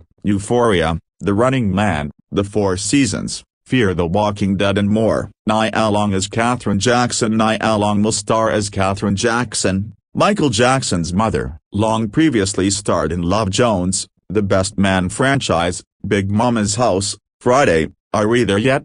And more. Miles Teller as John Gregory Branca. Miles Teller stars as John Gregory Branca, who served as Michael Jackson's entertainment lawyer, manager and business advisor. He is also the co-executor of Jackson's estate. Teller previously starred in Whiplash, The Gorge, War Dogs, Top Gun Maverick, The Divergent films and more. Jaden Harville and Jamal R. Henderson star as the younger and older versions of Michael Jackson's brother Jermaine Jackson. Jermaine was the second lead vocalist and bass guitarist of the Jackson 5 from 1964 to 1975. This appears to be Harville's first major film role, while Henderson previously starred in South Central Love and Mindhunter. Jalen Lyndon Hunter and Trey Horton will star as the young and older versions of Michael Jackson's brother and Jackson 5 bandmate Marlon Jackson. This appears to be Hunter's first major role, while Horton previously starred in Shoebox and My Enemy Alpha.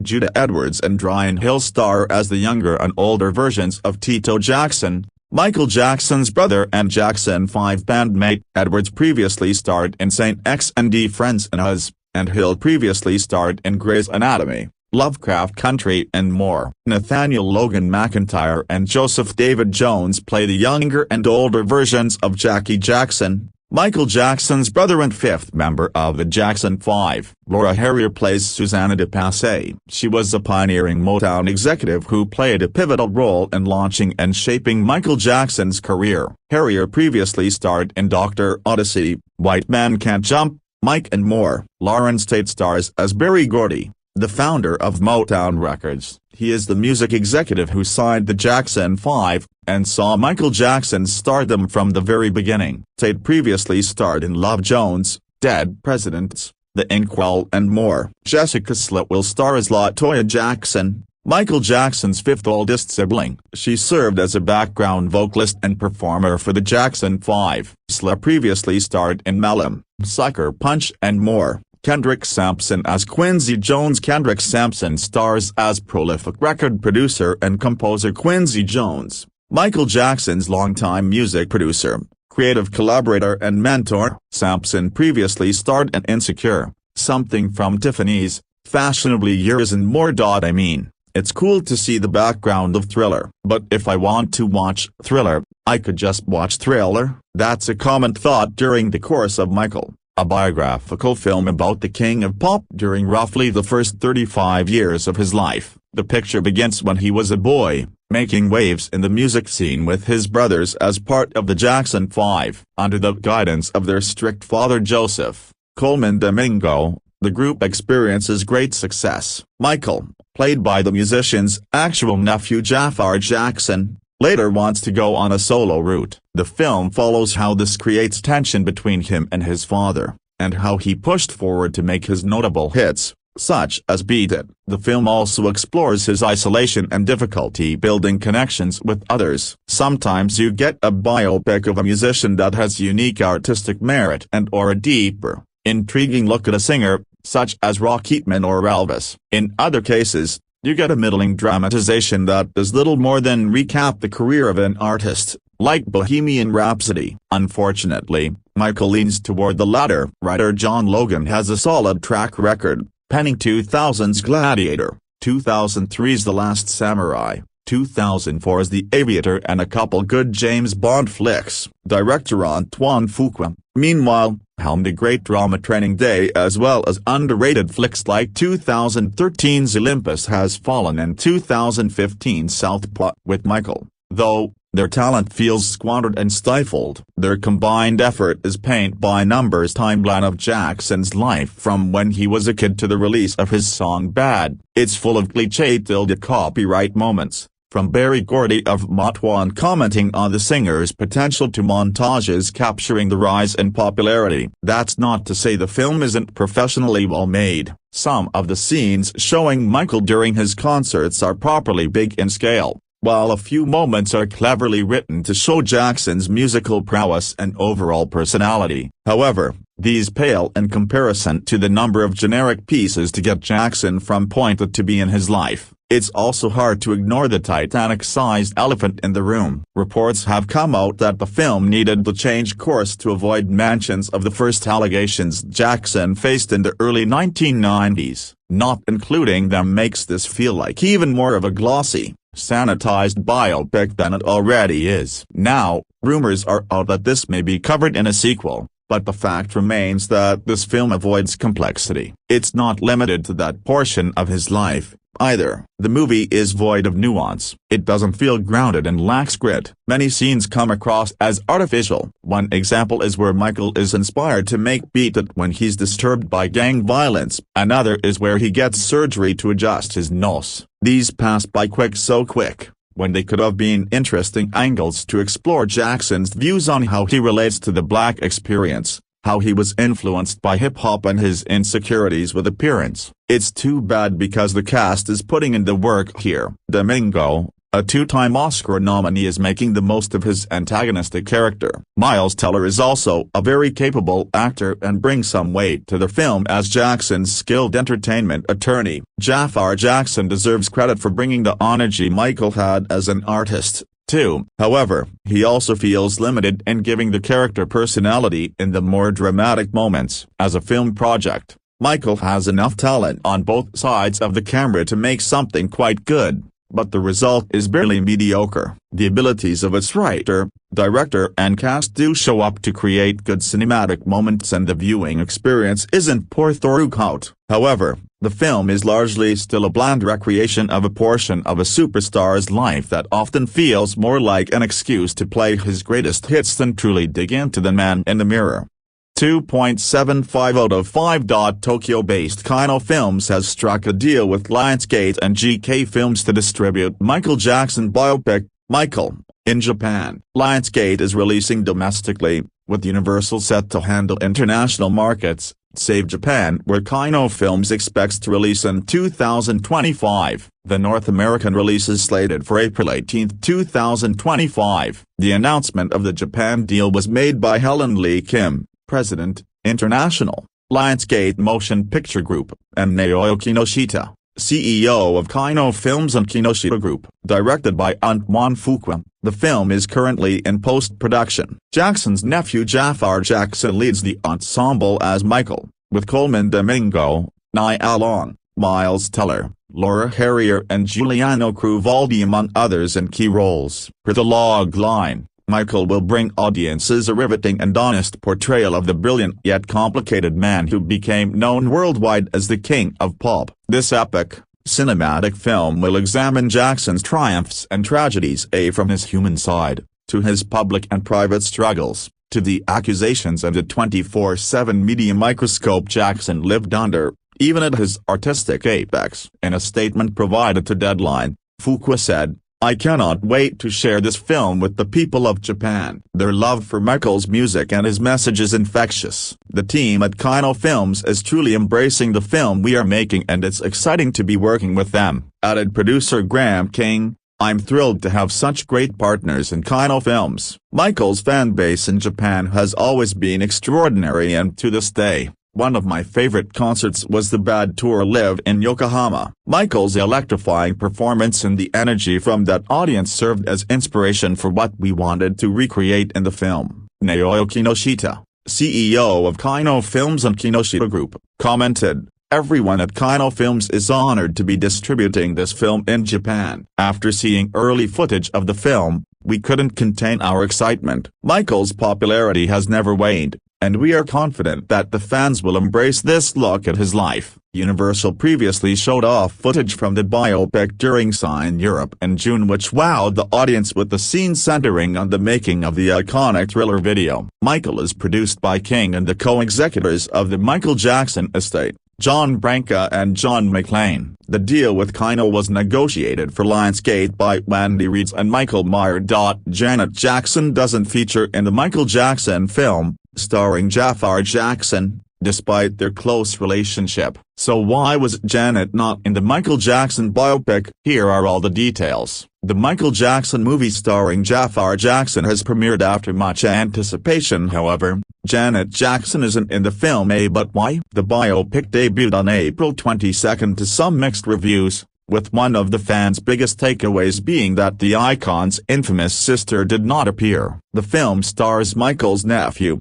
Jaafar Jackson, who was the son of Jermaine, who was a key member of the Jackson 5. With clear influence and contribution from the AB that star's surviving family, fans pointed out that it was strange to not see the star's close sister appear in the film. Janet has revealed that she was asked to feature in the movie, but she declined. LaToya Jackson, the Grammy-winning older sister, spoke with Variety to discuss the missing sister. She said, "I wish everybody were in the movie." Janet was asked, and she kindly declined, so you have to respect her wishes. Michael was approved by the late singer's estate, and made careful consideration to make sure the film was respectful of the family's wishes. The production is one of the more expensive films this year, with a total production cost of around $150 million. The same company that made Michael also made the infamous Queen biopic, Bohemian Rhapsody, which grossed over $900 million, £666 million, worldwide. As fans flock to the cinema to see the movie,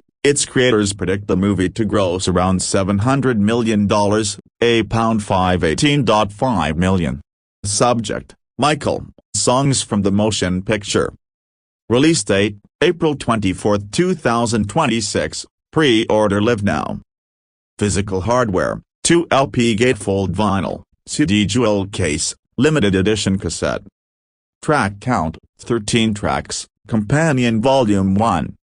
Aeroscope: The Jackson 5 through Thriller, Bad, teaser. As Lionsgate and Universal prepare for the April 24 worldwide release of Antoine Fuqua's Michael, the Sonic Foundation has officially been laid. Today, Friday, March 13th, the official soundtrack of Michael, songs from the motion picture went live for pre-order. Far from a generic greatest hits, the track list confirms the Part 1 trilogy rumors. This volume focuses heavily on the Jackson 5 origins and the ascent into the off-the-wall and thriller era. Here are the details so far. Table of contents: the hardware, analog restoration in a move for the collectors. The estate is leaning into physical tactical media. 2 LP gatefold vinyl, $31.98, featuring high-fidelity analog mastering of the film's 1981 live medley. The cassette Renaissance, $19.98, a limited edition cassette release, echoing the Walkman era that defined Jackson's global peak. The Audio Logic, the soundtrack features a mix of original studio masters performances by the Jacksons, providing a raw, authentic sound that differs from the polished studio versions we've known for decades. The Collector's Chassis, Black Ice vinyl for the physical collectors. The translucent Black Ice 2 LP is the centerpiece. The specs: pressed at 33 1/3 RPM on smoke grade, semi-transparent wax. The gatefold jacket features exclusive film stills that serve as a visual script for the movie's first half. The price tiers: CD, $12.98, cassette, $19.98, 2 LP vinyl, $31.98. A pricing structure designed for mass-market accessibility while honoring the analog revival. The track list: Volume 1, 1969–1987, I'll Be There at the Jackson 5, 358, Never Can Say Goodbye at the Jackson 5,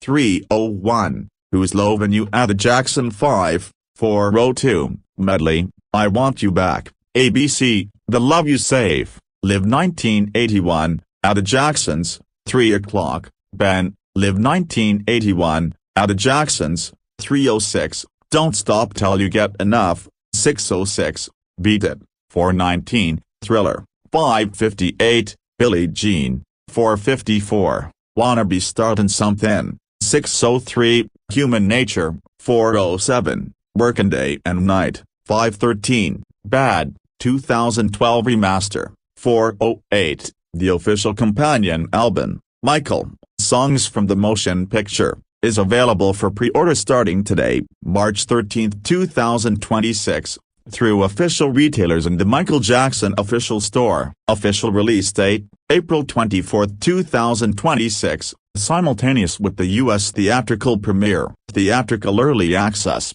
Lionsgate has confirmed early screenings in IMAX on premium formats on April 22, 2026. Where to buy? Pre-orders are currently live at michaeljackson.com, Amazon, HMV, UK, and Sony Music International hubs. You can sign up to shop here. Photo: Lionsgate. Michael Jackson author bio. Jael Rucker is the founder of Decked Out magazine. She has previously worked as the associate commerce editor at Pure Wow, focusing on analytics and trends to pitch stories and optimize articles that build and engage their audience. Her work has also been seen in footwear news and WWD. Prior to 2024, she was the style and pop culture editor at 1:37 p.m. for over 3 years, contributing numerous product reviews, brand profiles and fashion trend reports, which included interviewing Steph Curry, Snoop Dogg and more. Chassis architecture,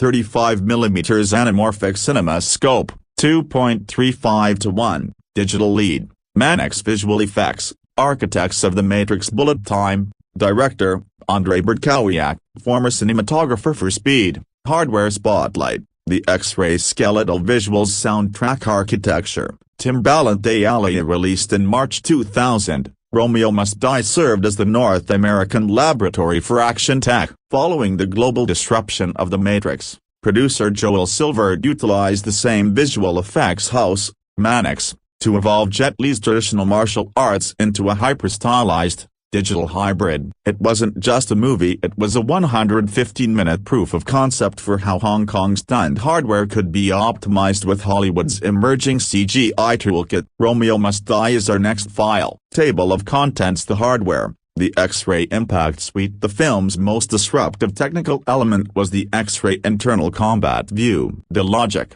borrowed from the 1974 Sonny Chiba classic The Street Fighter, but updated with 2000-era CGI. When Jet Li, Han Sing, delivers a terminal strike, the camera transitions into a digital X-ray view of the opponent's skeletal failure. The VFX stack. Mannix mapped Jet Li's physical strikes onto digital skeletons in 3D space. This provided a biological hardware audit of every fight, showing the literal snapping of vertebrae and ribs as a result of kinetic force. Wirework 2.0. Unlike the floaty Hong Kong style, choreographer Corey Wen utilized Western-grade tensile wires and motorized pulleys to make Jet Li's physics-defying movements feel heavy and impactful on screen. The aesthetic hardware. Alia's Try Again tech. The film's visual identity was inextricably linked to Alia's futuristic RB aesthetic. The wardrobe, designed with the tactical chic logic. Think DG cargo pants, cropped PVC jackets,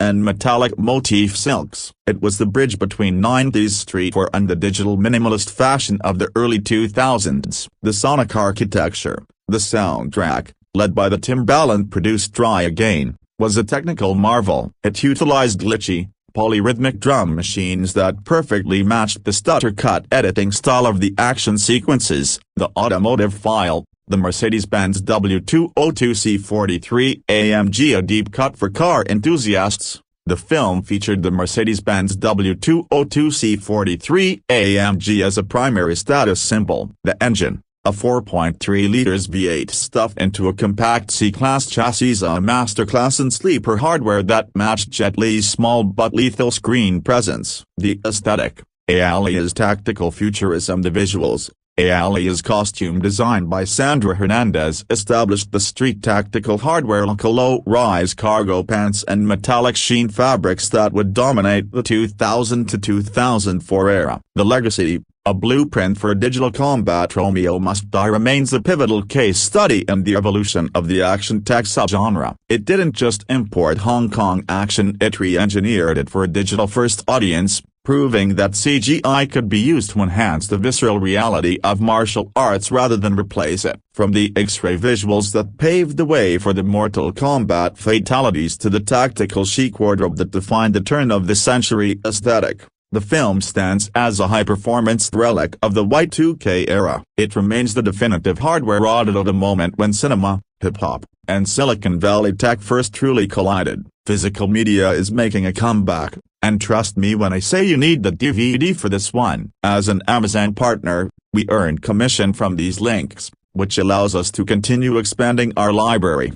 Featured photo. Silver Pictures. Amazon author Bio Jailrocker is the founder of Decked Out magazine. She has previously worked as the associate commerce editor at Pure Wow, focusing on analytics and trends to pitch stories and optimize articles that build and engage their audience. Her work has also been seen in footwear news and WWD. Prior to 2024, she was the style and pop culture editor at 1:37 p.m. for over 3 years, contributing numerous product reviews, brand profiles and fashion trend reports, which included interviewing Steph Curry, Snoop Dogg and more. Born in Kentucky and trained in Chicago theater, Michael Shannon emerged in the early 21st century as a versatile actor in film and television. Known for the combustible intensity he brings to his performances, Shannon has excelled at playing sadistic villains, music icons, uptight bureaucrats, mystified dads, and various unforgettable eccentrics. His notable roles include those in the films Revolutionary Road, 2008, and Nocturnal Animals, 2016, and the TV miniseries George Tammy, 2022-A23, all of which garnered him awards nominations. Childhood and first acting experience. Shannon's parents Geraldine Hine, a lawyer, and Donald Shannon, a professor, divorced when he was a child. His father moved from Lexington, Kentucky, to the suburbs of Chicago, where he became an accounting professor at DePaul University, and Shannon spent several years bouncing between both places. He has described himself as having been a loner with few friends while growing up and has said that his first passion was music when he was about 11 years old. However, he saw a production of Samuel Beckett's play Waiting for Godot that was staged outdoors in a school playground. He told Interview magazine in 2023, "It made a huge impression on me. I think it is probably one of the things that's responsible for me getting into the theater in the first place." Shannon attended 3 different high schools, the last of which offered him his first chance to act. In an interview with Chicago Magazine in 2015, he relates that after appearing in a school production of Shakespeare's The Taming of the Shrew, he was inspired to start auditioning locally. "I got a part in Loving Little Egypt at the Griffin Theater in Chicago." The drama teacher at Evanston Township High School came to me then and offered me a role. But I said, I can't. I've got this job in, like, real theater. I'm in this now. This is a paying thing." She told me I'd gotten in too fast, too deep. Training in Chicago theaters thoroughly hooked on acting, he dropped out of school at age 16 to pursue his new passion full-time. Throughout the 1990s he performed in Chicago area theaters of all kinds, including the prestigious Steppenwolf and Looking Glass theater companies. In 1993 he co-founded, with Guy Vanswearingen and Lawrence Grimm, a Red Orchid Theater, a storefront theater space on the city's north side. "Chicago turned out to be where I learned how to act, where I got my opportunities, where I met the people who would be the greatest influence on my life." A. Michael Shannon, 2015. 2 of Shannon's earliest roles in Chicago brought him into the orbit of actor and playwright Tracy Letts, and their friendship would prove to be life-changing for Shannon. In 1993 Shannon originated the role of Chris Smith, a young man who teams up with his father to plot his mother's murder, in Letts's ultra-violent black comedy Killer Joe. 3 years later Shannon took on the part of Peter Evans, a Persian Gulf War veteran who believes that his blood is infested with insects, in Letts's dark love story Bug, which debuted in London. Both roles secured his notoriety for playing characters at the margins of society. He reprised his role in Bug several times, including in an off-Broadway production in New York City in 2004, which earned him an Obie Award. Beginnings in film. As Shannon racked up impressive credits in theater, he also began working in films. His first big-screen role was as a newlywed stoked to get WrestleMania tickets from Bill Murray's formerly disgruntled weatherman in the comedy Groundhog Day, 1993. In 1999 Shannon moved to Los Angeles,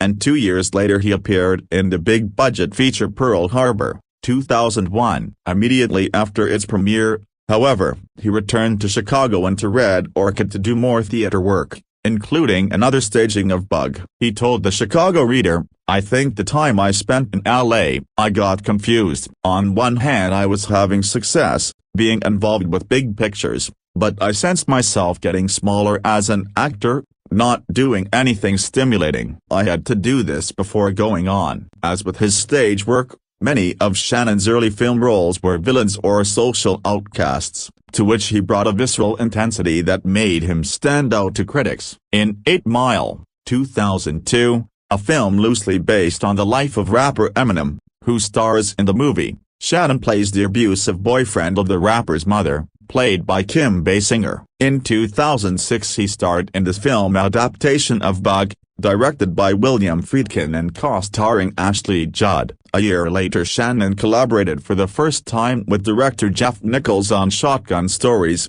in which Shannon plays one of two half-brothers who begin a feud after their father dies. Breakthrough with Revolutionary Road and Sundry Bad Guys. In 2008 Shannon broke through in a big way in Revolutionary Road, directed by Sam Mendes. Shannon stole the scenes as John Givings, a troubled math genius whose outspoken anti-authoritarian streak brings welcome disruption to the lives of an unhappy suburban couple, Leonardo DiCaprio and Kate Winslet. He was nominated for an Academy Award for Best Supporting Actor. His subsequent performances included a matricidal maniac in Werner Herzog's My Son, What Have You Done, 2009, and predatory rock music producer Kim Fowley in the biopic The Runaways, 2010. That same year Shannon began acting in the TV series Boardwalk Empire, 2010-A14, as the tightly wound, hypocritical Nelson Van Alden, a prohibition agent who becomes a henchman for gangster Al Capone,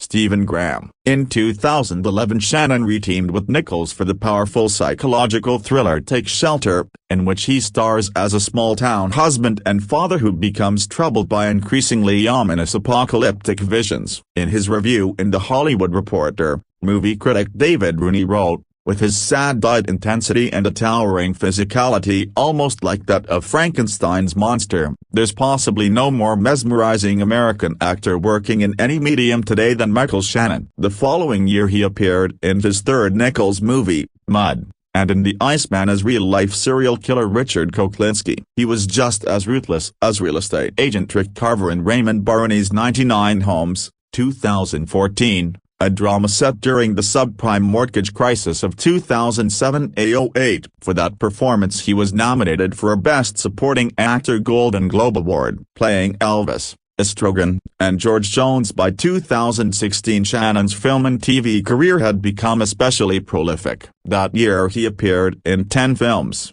including 2 more collaborations with Nichols in the sci-fi thriller Midnight Special and the historical drama Loving, about the 1967 Loving v. Virginia legal case. With Tom Ford's meta-fictional film Nocturnal Animals, Shannon plays a terminally ill Texas lawman and earned his second Oscar nomination for Best Supporting Actor. He was also a surprisingly convincing Elvis Presley in Elvis Nixon, a film that imagines what went on in the King's fabled meeting with U.S. Pres. Richard Nixon, Kevin Spacey. In 1970, critics praised Shannon and Spacey for not reducing Presley and Nixon to caricatures. Variety wrote, "Both actors managed to delve past superficial impersonation and deliver a fresh understanding of what makes these men tick." Elvis Nixon also marked Shannon's first credit as an executive producer. Somehow, Shannon still found time to work in theater. That same year he played James Tyrone, Jr., in a Broadway revival of Eugene O'Neill's Long Day's Journey into Night, garnering him a Tony Award nomination for Best Featured Actor in a Play and a Drama Desk Award for Outstanding Featured Actor. Among the other stage roles he made time for amid his busy film and TV career were Johnny in a 2019 Broadway production of Frankie and Johnny and Claire de Lune and Estrigan in a 2023 off-Broadway production of Waiting for Godot, the same play that had sparked his interest in theater as a child. Although Shannon continued to rule the screen in ultimate bad guy roles, such as the sadistic government agent in Guillermo del Toro's The Shape of Water, 2017, he occasionally showed off his comedy chops in such films as the Christmas movie Pottersville, 2017, and the hit murder mystery Knives Out, 2019. In 2022 Shannon got to display his musical talent in George Tammy, a Showtime miniseries about the rocky romance of country music legends George Jones and Tammy Wynette,